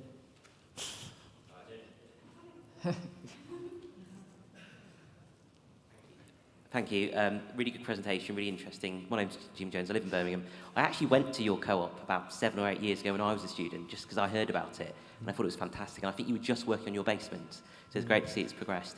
I suppose my question is, and it's linked to the kind of waiting list recruitment point, but I suppose how do you keep it going? So for me, the big issue with student housing co-ops is people are there for max 3-4 years, and there's this whole turnover question. So how you clearly have kept it going in the last 7 to 8 years. So how do you ensure that people have the skills, the knowledge, the cooperative values and principles to keep it going as you go forward? Do you have an education program and that kind of thing? So this is an ongoing challenge for us, but I think we manage it relatively well. A lot of this is down to the goodwill of outgoing members. Like, when I was interviewing Sonny, he told me how grateful he was that the person in the role previously just spent a lot of time showing him the ropes, showing him how he should be doing his role. We also set up a wiki a couple of years ago, and the idea with that is that when members leave, they go onto the wiki and do a quick write-up of everything they've picked up and what they want to pass on to the next person in that role. Did you get any training in maintenance? Did I get any? Because you said you were a maintenance man. I was like that. Do you know, you good at fixing taps and things. Did you get any training in that sort of thing? No. No. Do you have some work you've done yet? Yeah. No, I mean, Yeah. I think most of the people who've ever come out to any flat I've ever rented were in the same position as you. But you know, it just seems like, you know, that may be like a skill thing that you could get, like maybe like a local college or something to give some maintenance training. Yeah, it's quite, I don't know what the right word is, organic maybe, how things come about in the co-op. Will it be organic when you've been electrocuted, Flower? So, yeah, a lot of the time it's people learning from others with those skills. Other times it's people coming in with the skills, applying them to the co-op. So, for instance, when I was talking to Lorenzo about the intranet, I asked him, so what have you learnt from setting up all of this at the co-op? And then he was just like, actually, I'm a PhD student in informatics. I knew most of this already. Yeah, I'm married to a lift engineer, and there aren't that many students I think I would trust in the same way that, to fix a lift as somebody who'd been properly trained on the job. And I suppose that's with student housing specifically, and what you often see when you talk about cooperative, when you see cooperative housing, is like, it often is like there's a builder and he's got a couple of neighbours and they start a thing together, and you know, there's this sort of organic thing. It's just, no offence to academia, but I just feel like maybe you should move in a plumber to the co-op to do some training. Learning by doing. Yes, indeed. I'm aware of time, and I think we could carry on with this particular subject, but I'm going to let you go now. Ladies and gentlemen, a round of applause for Amory. Thank you very much.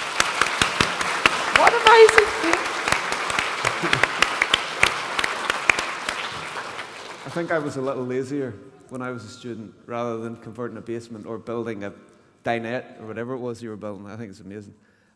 Jess, just before we turn away from housing, which is, as I said, one of the big issues of our time, do you think, given some of the noises coming out of central government about a sell-off of social housing and the fact that they are not necessarily going to meet the 300,000 a year, well, they've said they're not going to meet the 300,000 a year target for new builds in any time soon, do you think there is a future and value in this approach to housing beyond students and academia? Would you see that working in your own constituency? Yeah, I could see it working in my own I mean, the single greatest problem in my constituency and the single greatest problem in the country is that of housing. Without question, it is when you're not talking necessarily about existential threat or threat in the future, and you're talking about people and the problem today, housing beyond anything else, and whether that is appropriate housing and or the lack thereof of housing, and the solutions have, you know, to me, it seems like, you know, the sort of post-war solution of just building enormous council housing estates seems like one of the answers. But the idea of people living, paying even like as low as £300 a week in rent, let alone a month, the idea of people getting together, what I think is missing in my, and it's like, you always need the middle classes for a revolution. What I think is missing from that sort of thing springing up in my constituency is the sort of, well, civil society.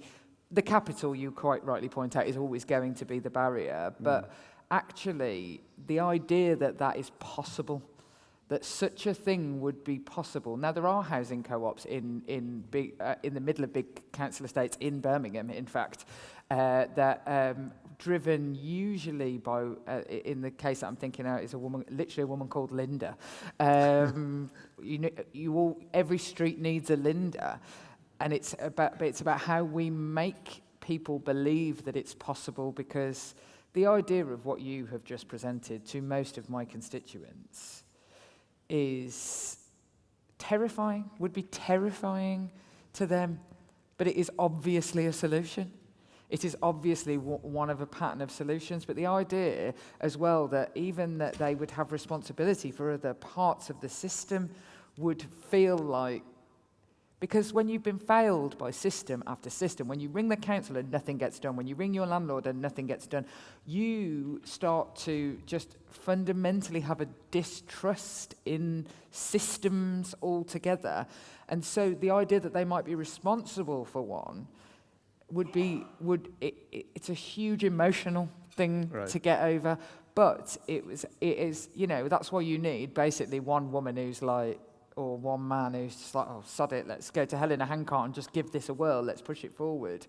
But it's finding those people, activating them, training them, and giving them the resource that is missing currently, I would say. But it's absolutely, I mean, I would love it if we had big cooperative movements of housing in my constituency.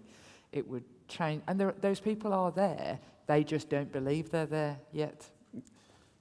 From one big issue to another one that is really hammering everybody at the minute, and that's energy cost, energy production, and how that is impacting cost of living, and how that is impacting the environment. And all of these things hit us at different speeds, but they're all hitting, coming to us, and we're all going to feel very unpleasant very, very soon. I'm already feeling a bit unpleasant. I've got a £700 a month bill. I think everyone is facing these things. Yeah. Dreadful. But organisations are doing something about it, as we know, whether it is some form of energy creation or retrofitting or solar power. So I'd like to invite onto the stage Eva Godenix, I hope I've pronounced her name correctly, who is from Repowering London, and she'll tell us all about her particular project. Eva.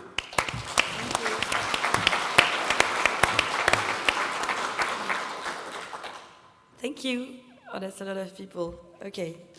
Yes, my name is Eva, and I work for Repowering London, and we are a community energy development organization.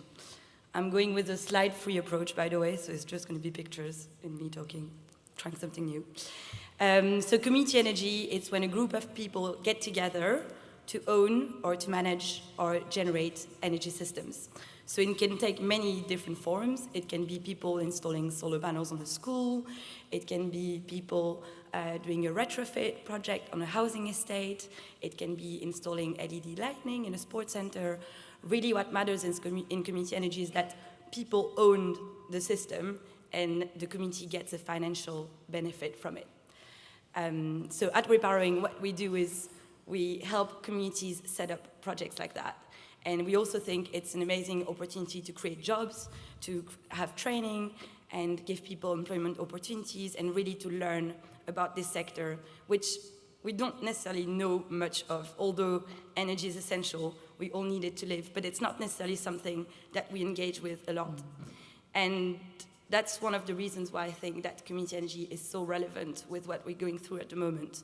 Because we've got this climate crisis, and we've got this energy crisis, and all of this obviously is sort of related. And community energy can be one of the solutions to this crisis. And there's like many reasons that I think this way. One of them is that the climate crisis requires us to shift the way we produce energy. So we have to go from these big centralized gas power plants to small scale, much more small scale, decentralized, distributed energy generation. So like small onshore wind farms, heat pumps, solar PV. And that's just the perfect moment, because it means that from something that was far away and we didn't really see and couldn't really engage with, we're going to something that's much more local, on our roofs, in our buildings, and it's the perfect moment for people to take back control of this sector. So I think that's very important, and community energy is perfect for that. And community energy is also, it's really good because it enables people to engage more with this topic, as I was saying, and think about the way we interact with energy, how much we use, because we're gonna have to use less energy if we want to go through this crisis. And community energy is really also a way to make people have more an active relationship with their energy use and understand it all better, because it's such a difficult sector and it took me so long to understand just a tenth of it. So I think it's just a perfect opportunity for people to get more engaged with this. So we've got the climate crisis, and then we also have at the moment, obviously, what we're talking about a lot, the energy crisis. And community energy, what is also really great about this small-scale distributed energy generation is that we're not dependent on the international gas market or geopolitical conflicts. We can be much more resilient because we're at a local level, people own the systems, so they decide what they want to do with them, they see where it's generated, where it's coming from, where it's utilized, how the profits are distributed. So it's really this idea of taking back control of something and protecting ourselves from like global conflicts and things that we have absolutely no power over. And yeah, so this is why I think this is great, obviously. And in terms of where the sector is at the moment and what we need to like grow, because you're going to say, this is great, people are so happy, we've got solar panels, how can we do more of this? There are a lot of barriers to enable community energy to reach its full potential. And on that, the UK is a bit behind countries like Germany or Denmark or even France. The cooperatives, energy cooperatives, don't have the rights to sell energy to people. So that's why when I was telling you examples, I was talking about installing solar panels on school or doing LED projects on sports centers. It's because at the moment, these are the only types of projects that community energy cooperatives can do because they cannot supply electricity directly to people. And the reason for that is that to supply electricity to just people, domestic households, you have to have an energy suppliers license, and that is super expensive to obtain. So it means that small groups like the one I support, who have a turnover of, £1,000 per year, there is absolutely no way that they could pay these costs. And obviously that is a big barrier because it doesn't enable community energy to have all these benefits because we can't supply like normal, just households. And that is obviously a big barrier that we're trying to tackle. And there is a bill that is being worked on called the Local Electricity Bill. And the idea is really that we want to start being able to create local energy markets. So you've got solar panels on the roof of like a housing estate that can supply people in the housing estate, and maybe there's a housing co-op, and the people of the housing co-op own the solar panels, and it's double co-op, and it's just great. So that's like one big barrier. And then another one that we talked a bit about today when we were talking about co-ops and how do we get more people engaged. There's obviously a barrier, but I think we can definitely overcome the barrier of engagement. And we talked about it a bit like this idea, I think the whole cooperative idea is also that we have to take back responsibility for things that we haven't really engaged with for a really long time, and that can be a bit scary as well. And especially the energy sector, like it's been dominated by big companies. We just pay our bills, like switch over the phone. Before I studied this topic, I had absolutely no clue. I wasn't really interested in it. So it's really a topic, but it's a cool topic. It's just like, it's something that we haven't really engaged with, and we need to engage with it more because of the climate and the energy crisis. That's something we really need to get back into our lives. So I think there's so much awareness raising and so much work to be done on making this a topic that people want to learn about and want to engage with. And obviously there is the issue of more young people having to be engaged in this, and I think on that it's really an opportunity with the climate crisis because there's loads of young people involved in the climate movement, but not necessarily in energy cooperatives. So it's really about how do we combine forces and sort of take all the young people from the climate movement into energy cooperatives. And I think it's just so much about awareness raising and doing things like this, but also talking at universities, because I studied renewable energy and during my in a big university in London, and I never heard about cooperatives and energy. Like community energy, we didn't speak about it once. And when I found out about it, I was like, what? No one has told me about this. So I think there's so much about talking to students about what's out there, because otherwise you don't even know it's an option. So then you're going to go, we talked so much about consultancy firms, but never about cooperatives. So there is really something to be done about that. And I think that's all I've got to say for now. Very enthusiastic. Thank you.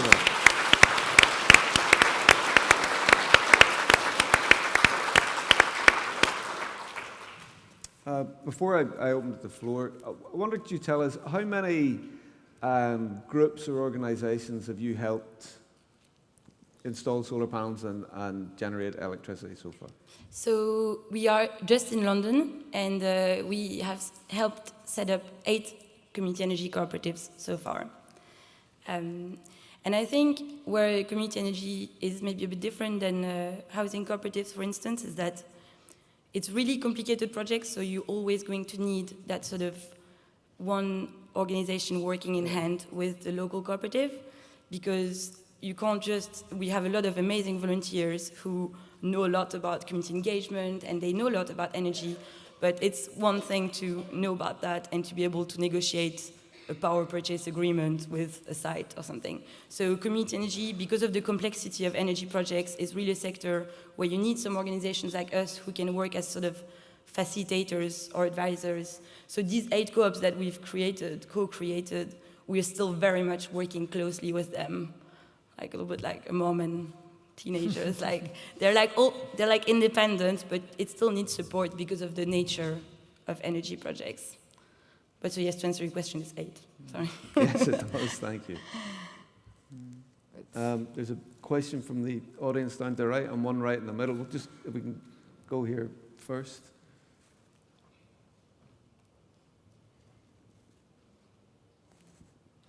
Thanks. Eva, Pete Westall from Mid-Counties Co-op. We also do Your Co-op Energy, which is the largest supporter of community energy projects, I think, in the UK.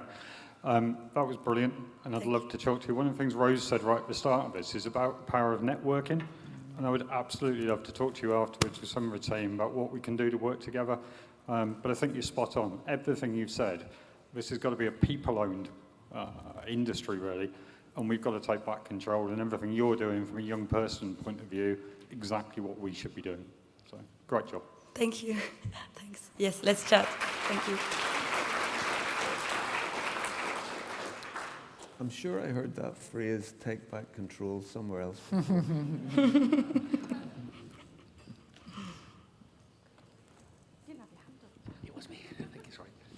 Hello, I'm David from Crystallizer, which is in South London as well, so I'd like to talk to you at some point. Yeah. I was just talking to Aston University, which is part of the Birmingham anchor network of 7 institutions, because they're doing community wealth building very seriously here in Birmingham. They teach, amongst other things, this is Aston I'm talking about, diverse supply chains. So they've got a training course, which was funded by the ERDF. And they've been working with Balfour Beatty, the construction company, who've helped them with delivering the training course and understanding how supply chains work. Do you see for community energy any value in working with the construction sector or the manufacturing sector around solar panels to help with this? Yeah, that's a good question. I think the more integrated, the better. So at the moment, the way we work at Repowering, we buy solar panels and we've got installers, so it's separate. We've got a separate company doing the solar installs for us. But we are keen to integrate more and to train people within our organization who can become solar installers.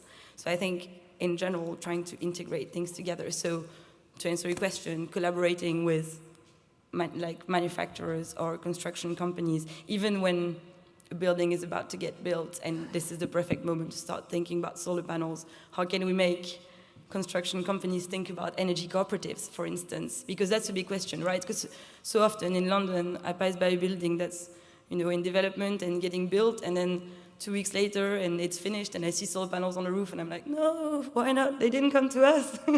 So there is really, you're right, like, the more we can integrate and try and collaborate, because otherwise sometimes it's a bit of a missed opportunity, because like construction companies, we could collaborate with community energy groups to try and make these projects more community owned. So yeah, we'd love to chat about it after, definitely. Thank you. Can I ask a question if I've understood this right? So if the street in my constituency all wanted to put solar panels on and own the solar panels themselves, they wouldn't be able to provide the electricity to their own homes? So is it loads of different houses? So each one would be able to provide it to their own Yeah, house. so you can do that for yourself. But only for yourself. Yes. And currently they wouldn't be able to to, like, you know, if, I don't know, Susie on the end wasn't keen on having it on her roof, like, they wouldn't be able to then sell Susie the electricity from the rest of their houses? No, but it's exactly what we're working on. At the moment, no, not in the, like, mainstream regulatory framework, but we're working, doing some trials that are outside of these regulations and see how it would be to create local energy markets where people could trade with each other. And when you consume, you know, you've got these solar panels with the example of your street, you've got solar panels, your neighbor as well, but there may be moments you've got batteries, and maybe there are some moments where you've got too much electricity, you're not using it, you could sell it to your neighbor, or not even sell it, you could just share it with them, and next time they'll share theirs with you. So that's called, very buzzword, peer-to-peer energy trading, but it's something that we're looking at because it's going to be essential. Once we manage to unlock the whole potential of community solar, we're going to have to find ways to, like, exchange the energy between each other. What is the political barrier with that at the moment? Is it just a regulatory thing? Yes. The grid, obviously, yes, would have something to say about it. It's really, I'm not an expert in that, but it's mainly this regulation to become an energy supplier. So at the moment, to become an energy supplier like British Gas or E.ON, it's extremely expensive in terms of setup costs.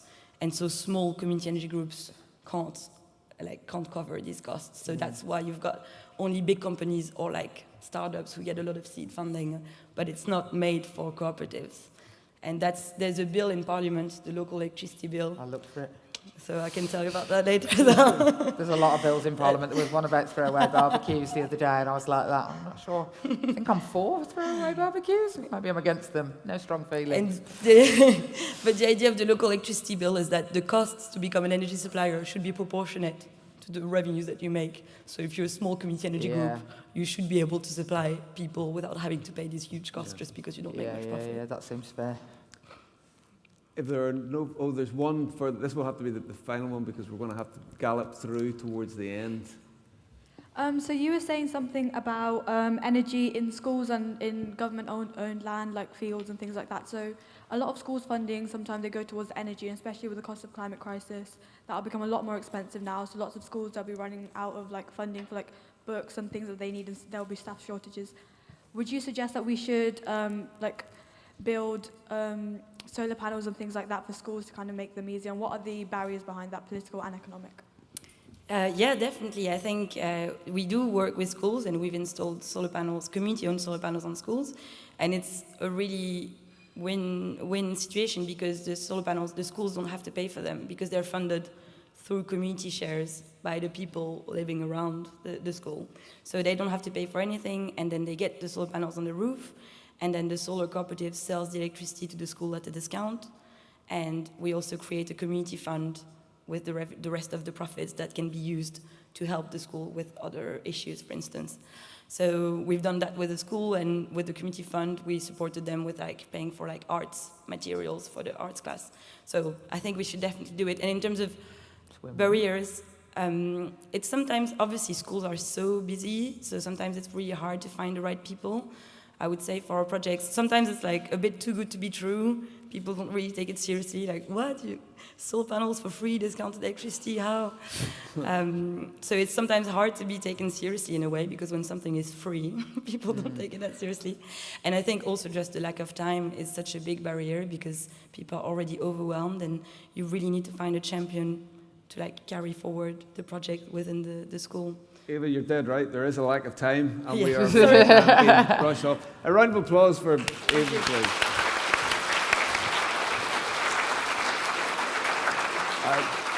Just before we round up, looking at the future of democratic economy, I have a question for you, Jess. Before I came along, because I work with the Big Issue, and there's different parts of the organisation, one of them's Big Issue Invest, and it manages funds that goes into social enterprises, cooperatives, and other essentially companies that are doing good or working towards good. And they said one thing that they like doing at the moment is putting it into cooperatives, because so many people are leaving jobs and looking for a change of jobs, and there is something of a jobs employment crisis, that if people are feeling that they're part of a cooperative, they're less likely then to decide to move pretty quickly. So how can you, as somebody who's got a voice and some power in right at the top.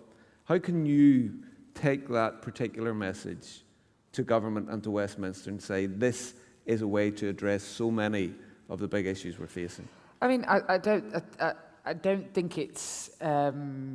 They could argue against the idea that when people are invested in something that they're going to make the best of it. That is a fundamental fact. There is not to. I mean, actually, I don't know why. I was about to say not to be too party political. I'm gonna. There is a fundamental fissure in understanding the idea of people investing in things together. It sounds like socialism to Boris Johnson. So that's problematic, isn't it? And they just don't necessarily believe it in the same way. So we have a belief deficit, right, I'd say, with the current government. But what needs to be done to prove this? I'd say there is an element about what you were saying around the need for it to become a more populous issue, for people to talk about it and say that that's what they want. Fundamentally, that is what drives politicians. We are scared of the electorate. We want to do what they want. I mean, again, not Boris Johnson. But it's about making sure that, so when you're talking about all those young people working in the climate crisis and caring about the climate crisis, well, not in my constituency. Nobody's ever written to me about the climate crisis in my constituency because they work in the car industry and at the airport. And also they just have other things. So there's got to be a way of making this movement be something that the government can't just think is niche and nice. Oh, that's nice and niche. It has to be a solution to a problem that people are clamouring for.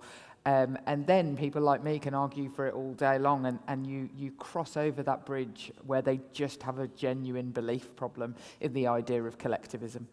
Okay. Jess, thank you very much. Thank you very much for that. There are so many, what you've just said, Jess, is perfect. You know, this is why we're here, this is why we're trying to make some noise. Hashtag Co-op Congress, as I keep saying. So one of the things that around energy, just so you're aware, because it's just gone out to press, but Ripple Energy have raised 13 million actually through a cooperative share offer, and they've got Cornish primary schools investing in a wind farm in Scotland that's going through the grid. So there are answers, there are solutions, and Jess has just given us really good advice there, and a very informative and entertaining session. So thank you very much to Jess Phillips, Paul McNamee, and Eva. Thank you. Right, okay, you can make your way down. I'm now going to invite to the stage for our final keynotes now from the Chair of Social Enterprise UK and on the board of Co-op Group, and as we heard in the music session, the Chair of UD as well. It is my great pleasure to welcome to the stage Lord Victor Adewale.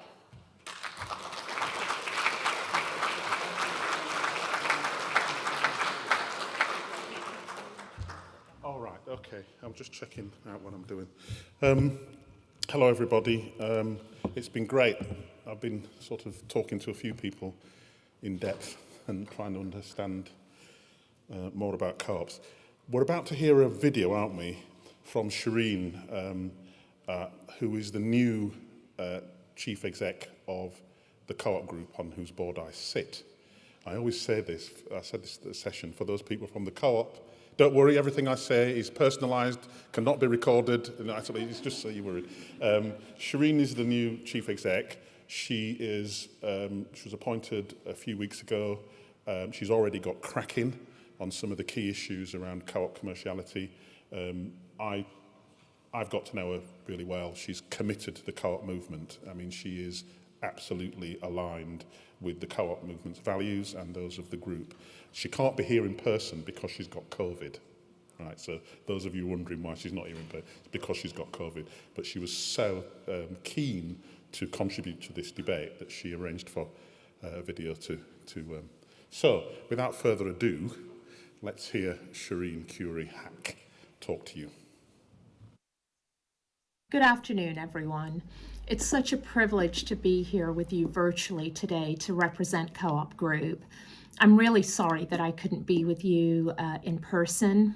The dreaded COVID that I've avoided all this time has finally gotten to me, but I really hope that I can be with you in person next time. So I know that I'm in very good company amongst fellow cooperators who continue to offer tremendous support to their members and the communities they live in. And we all know how vital this is, particularly given what the world has experienced during the past couple of years. There were 2 years which none of us could have contemplated, and yet even today, I'm sure that you're reminded by your members and through the news that our work as cooperators continues to be so vital and so relevant. When I saw that the theme of this year's Congress was empowering cooperation, it resonated with me straight away. As the new interim CEO, I want to build on the work of my predecessors and clearly show that Co-op Group is a truly differentiated organization with purpose. As cooperatives, we compete with many different organizations in many sectors, and how many of those can truly claim to be purpose-led? Yet the cooperative movement started in this way from day one. And it makes me so very proud to be part of this and to do what I can in the group to preserve and build on this valuable legacy. I also want to harness the amazing determination and talent of my 60,000 colleagues to work toward our vision of cooperating for a fairer world and to fulfill our purpose of doing business in a better way. Everyone here understands what cooperation can achieve and the importance of empowering it.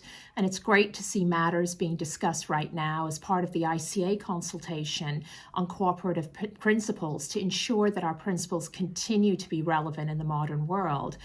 And I continue to admire Rose Marley and Co-ops UK for bringing us together to exchange ideas, collaborate, and identify shared goals where we can combine resource and make a real difference. And I'm also delighted that while there were so many locations in which to hold an esteemed conference, including sunny Seville, we went straight for the best and chose Birmingham. And I hope that you all enjoy your stay in Birmingham, even though I can't be there this time. So we've seen the power of cooperation in action, especially since the pandemic and everything that it brought with it, to now as we're in the midst of a cost of living crisis. People came together in support of their community and of one another. To me, Co-op Group and the wider cooperative family have never felt more relevant and needed, and I'm so proud of everything that we're all doing. The question is, how do we empower cooperation and take it to the next level? We could be tempted to take a very narrow view of it and boil it down to simply increasing financial support to communities. As the former CFO of the group, I'm used to speaking in pounds and pence, and we've seen funds generated by our members put to excellent use on issues our members told us to focus on. And let me just share a few of those examples. As well as providing direct and personal rewards for our members, Co-op Group has generated £100 million for local communities, causes and charity partners chosen by our members between 2016 and the end of 2021, predominantly through our membership scheme. This has seen local causes deliver over 25,000 community projects across the UK. It's seen Hubbub double its network of community fridges from 100 to 200 locations.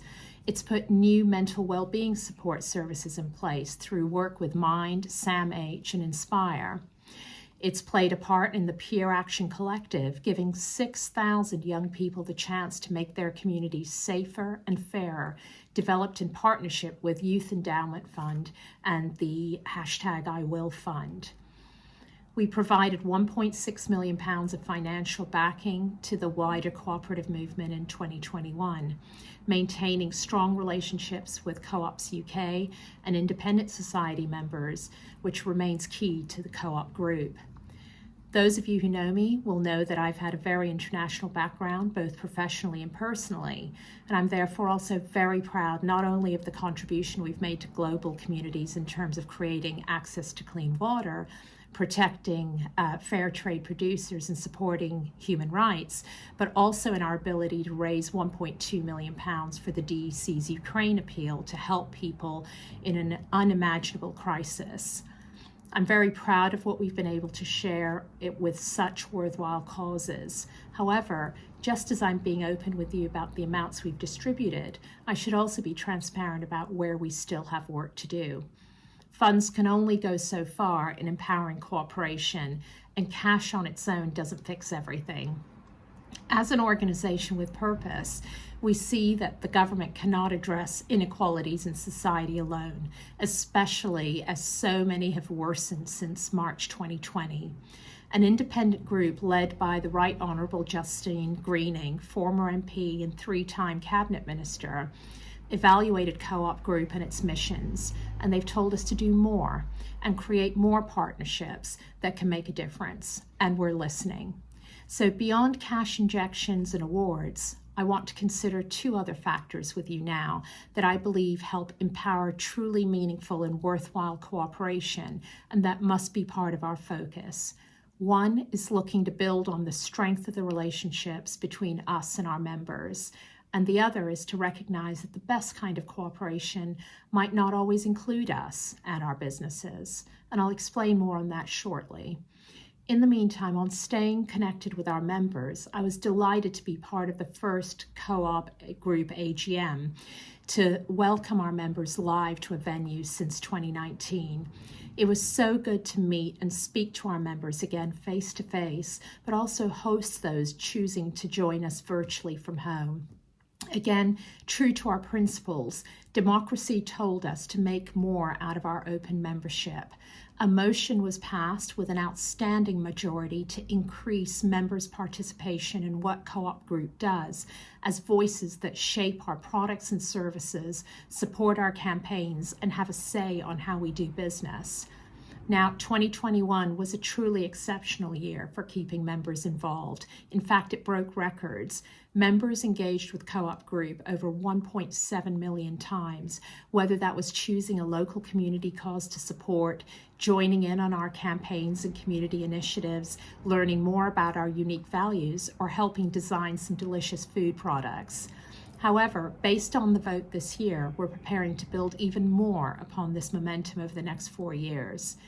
But why do our members continue to keep us on course to increase participation?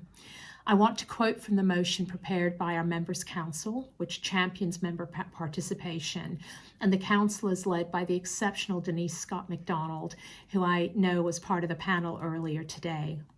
The motion stated, providing members with authentic, relevant, interesting, and diverse ways to participate in the co-op they own is essential in delivering our vision of cooperating for a fairer world. Our purpose is rooted in the fact that we're owned by our members, and encouraging members to play an active role in their co-op helps us to achieve our cooperative ambitions. I can't tell you how happy I am that our members have voted this in. They recognize that cooperation within our own group, between our members, will improve our ability to reach our goals. Those who voted in favor see that an even more closely knit membership can achieve more for a fairer world, whether that's through more community support and fundraising, increasing awareness on key issues to those outside our co-ops, and supporting those inside it. There's a big world for us outside of One Angel Square in Manchester, and we absolutely depend on our members for ideas on directing the best possible support to those who most need it. Galvanized members make us a better co-op, which in turn makes us a better partner, empowered to connect with others and positively change our communities. We live by stronger co-op, stronger communities in our group. In line with our principles, we're working to deliver a new program of cooperative member education and training to attract participation, and we will actively seek ways to make members even more integral to what we do. This is hugely important to us. But in case you think I'm forgetting, this is only half the work that needs to be done to empower cooperation within. As well as creating new routes to greater participation, we have to ensure that we're running a co-op that feels worthy of our members' time and effort. Like the wider cooperative movement, we strive to be inclusive, welcoming, and modern. Our members must recognize these things in us, and we must continue to deliver them. I'm really proud of our people-centric policies, including the recent menopause policy that we introduced. Our diversity and inclusion commitments have created more opportunities for minority colleagues, made materials and tools more accessible to all, and have helped foster a mutual respect across our colleagues and a celebration of our differences. We still have a long way to go, don't get me wrong, but we want to offer the best possible working environment to our colleagues and demonstrate to members that Co-op Group is just as diverse as they are and will always work to best represent them. It's part of who we are and what we do. So beyond funding cooperation and ensuring members are rallied behind us as key factors for empowering cooperation, as I mentioned earlier, there's also an idea that we don't always have to be involved. Cooperatives are set apart from businesses whose relationships with their local communities begins and ends with cash at the till. Also, we have greater depth and more sincere motives than just brand value or media coverage. We see the benefits that we all share firsthand when cooperation's only goal is a community's well-being, enhancing the lives of our members, and stabilizing local economies across the US. We know the big secret here. The benefits are very real, whether we're directly involved in new cooperative relationships or not. We don't have to be a player in the game to see a win for everyone. Some of the most worthwhile and impactful cooperation that we empower is not necessarily on behalf of our own group. More often than not, it's the cooperation we facilitate. It can be helping two businesses, two local causes, or even just two people come together to realize a shared goal that will yield a bigger benefit. It's about creating relationships that sustain themselves, strengthen our communities, and improve the lives of those members and communities that we depend on. That might not always include a relationship with our own cooperative. Also, as cooperatives, we respect each other's autonomy and we prioritize our members' right to be heard over the voice of any kind of big private investor or shareholder. We believe that we should offer that independence to others too as part of our support. We shouldn't be seeking routes to creating dependencies on Co-op Group. We should create the means for others to make positive changes happen, whatever, whenever, and with whomever. Our member pioneers make these introductions as part and parcel of their role. We reached 1,000 member pioneers in 2021, each one of them actively supporting co-op campaigns and initiatives. From the time they spend in our communities, coming to 100,000 hours last year alone, they bring our vision to life by connecting key contacts in their communities and bringing people together to increase cooperation. That could include our members. It also sometimes might not. Member pioneers can create independent networks between schools, local businesses, local causes, local football teams, anyone. Technology has also allowed us to take introductions like these much further in recent years. Cooperate, which is our online community center, is bringing people together to make good things happen. 13,500 groups and activities on the platform are connecting with people across the country. As of 2021, it also offers a platform that helps to activate key projects for the benefit of our communities, including Hubbub, Peer Action Collective, or the mental well-being support services I've already mentioned. Our colleagues use it too to seek out volunteering opportunities. You might have also seen recent news on the trial of Caboodle, developed by Co-op Group with Microsoft, BJSS, and ITG. It's a not-for-profit digital platform that enables supermarkets, cafes, and restaurants to connect with community groups and volunteers to redistribute surplus food. The platform is currently being trialled in our food stores across Northern Ireland, Milton Keynes, and London, and it goes live soon across a further 2,500 co-op stores. It's open to charities and community groups of all kinds, from food banks and family support networks to youth groups, schools, and more.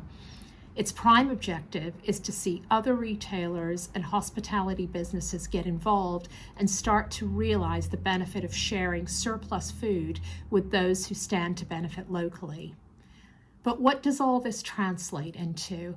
How can I be so certain of the value of the connections we're creating when in most cases we're not directly involved in the outcome, and some, like Caboodle, maybe are just finding their feet?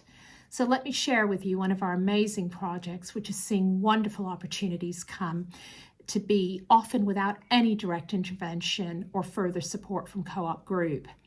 The nation's young people are at the heart of our support for communities. They're our future members and cooperators, and we know that through the power of cooperation, young people in their communities must have fairer access to education and employment. We also know that the impact of the pandemic will be felt for years to come. We want to be able to provide joined-up, sustainable solutions that will make a difference to the lives of the next generation. And part of that is the Co-op Levy Share. In 2020, we gifted some of our unspent apprenticeship levy fund to create new apprentices in Greater Manchester Fire and Rescue Service. And in May 2021, we launched co-oplevyshare.co.uk to connect others with unspent levy funds to businesses seeking to create apprenticeships for those from lower socioeconomic backgrounds, different ethnic minorities, and other underrepresented groups. And I want to share some facts that my colleague Paul Gerard, our Campaigns and Public Affairs Director, relayed as part of our AGM in May. After just 1 year, 39 businesses had joined the scheme. Between them, they had pledged more than £10 million, which will create 1,000 new apprentices. In fact, 500 apprentices have already started in small businesses across the country. 71% of those apprentices are women, 36% are from ethnic minorities, 38% have disabilities, and 44% have caring responsibilities. These are people who can frequently be overlooked, are victims of prejudice, or might come up from a community desperately seeking to recover from the pandemic. They could have missed out on the life-changing chance that apprenticeships bring simply because of who they are and where they live. I'm telling you all of this today because I would love to empower further cooperation between us here today and to take the movement even further. The potential of these initiatives can belong to you just as much as they can belong to any business or cause or charity. I share them with you in the hope that you might reciprocate and share ideas with me and my team where we can work together to incite meaningful change. And I've so enjoyed speaking with many of you recently, and I look forward to us working closely in the future. It's been so wonderful to be with you here today. And if I could leave you with one lasting thought, it would be to consider empowering cooperation within, but also consider empowering cooperation without. And by that, I mean without our direct involvement. It may be the best way to see our communities thrive, the cooperative movement grow, and our members flourish, and our businesses stay secure. Thank you very much for having me here today, and I'm very sorry again that I couldn't make it in person, and I look forward to seeing you all in person next time. Goodbye.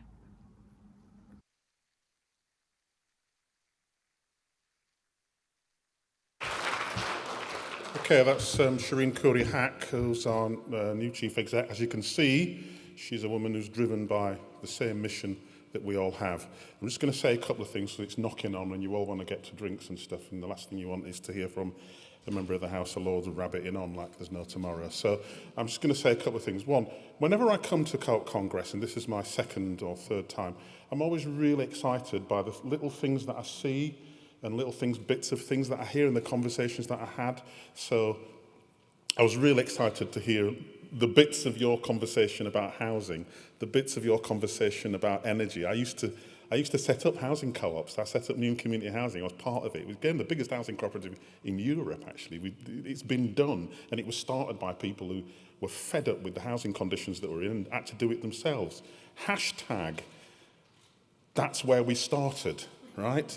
The cooperative movement started because people were getting unadulterated food, poor milk, and grit in their porridge, And a bunch of people got together and said, we can do better, and they started a movement, and the basis for that movement was the way in which we do business. So I'm always excited by the little bits that I see, and I think it's brilliant. And when I walk out of here, right, well, when I get in the cab and I get on the train, I think, for God's sake, nobody knows.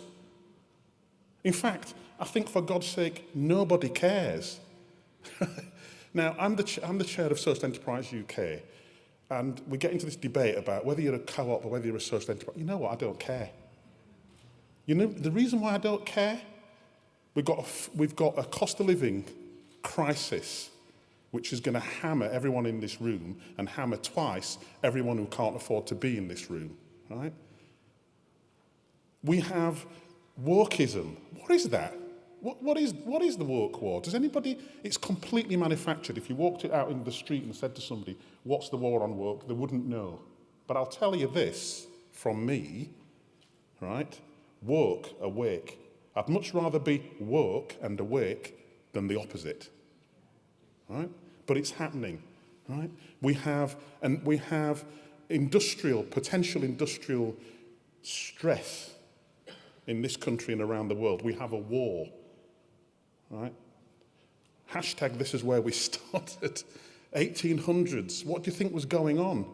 Poverty on a scale that would frankly terrify us in this room. And broken markets everywhere, right? But we had a movement. I've got to be honest with you, we don't have a movement. We have an interest group. We have interest groups. Nothing wrong with it.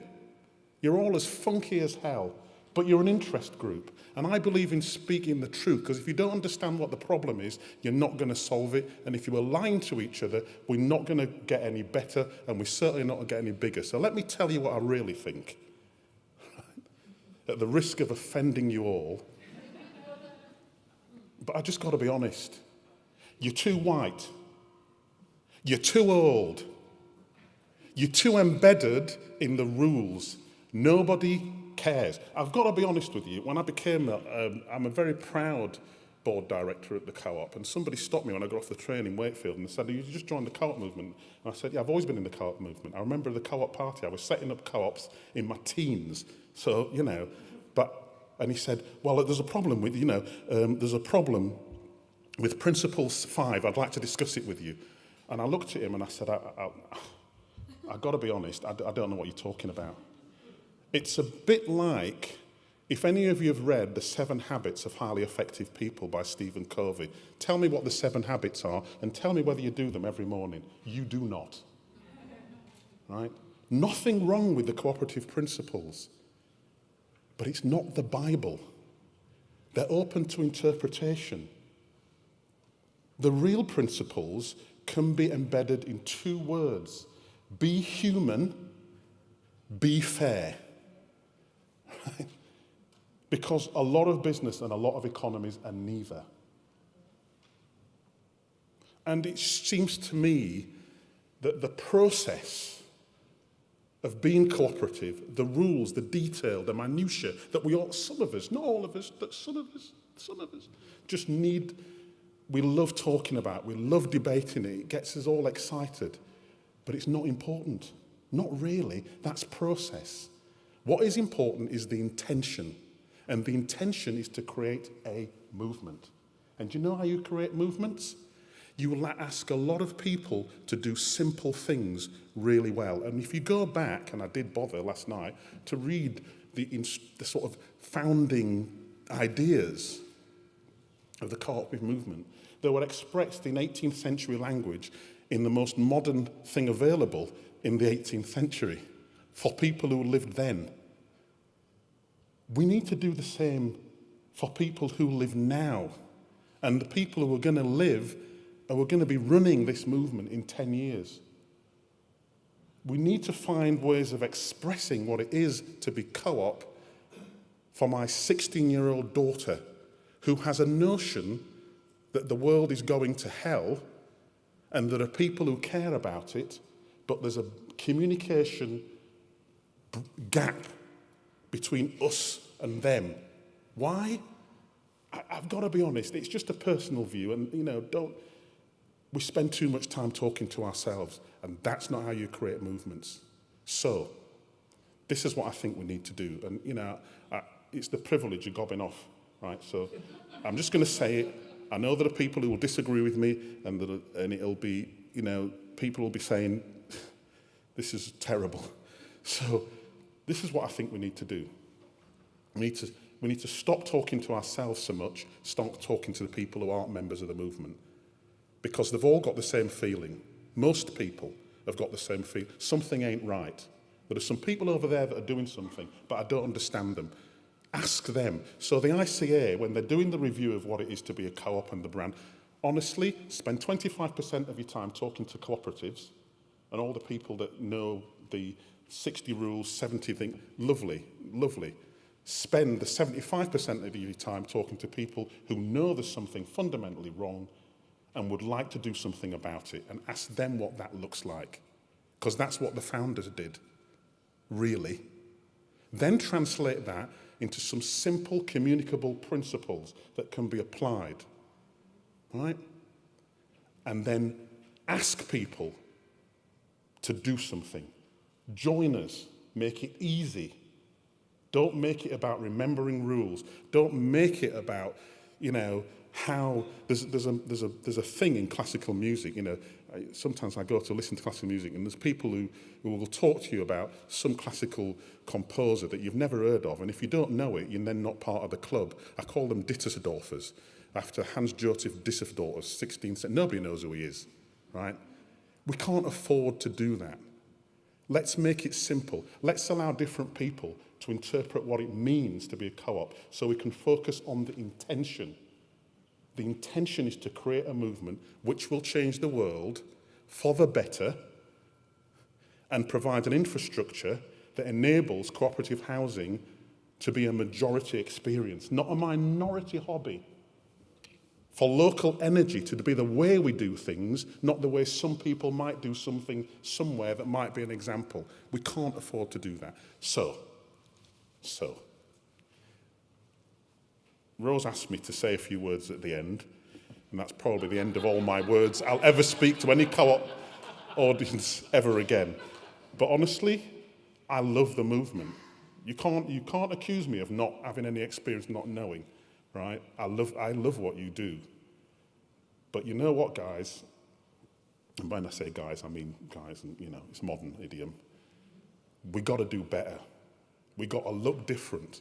We've got to speak different. We've got to invite people in. We've got to feel uncomfortable, because that's how you create movements, and that's how we make change. Thank you very much.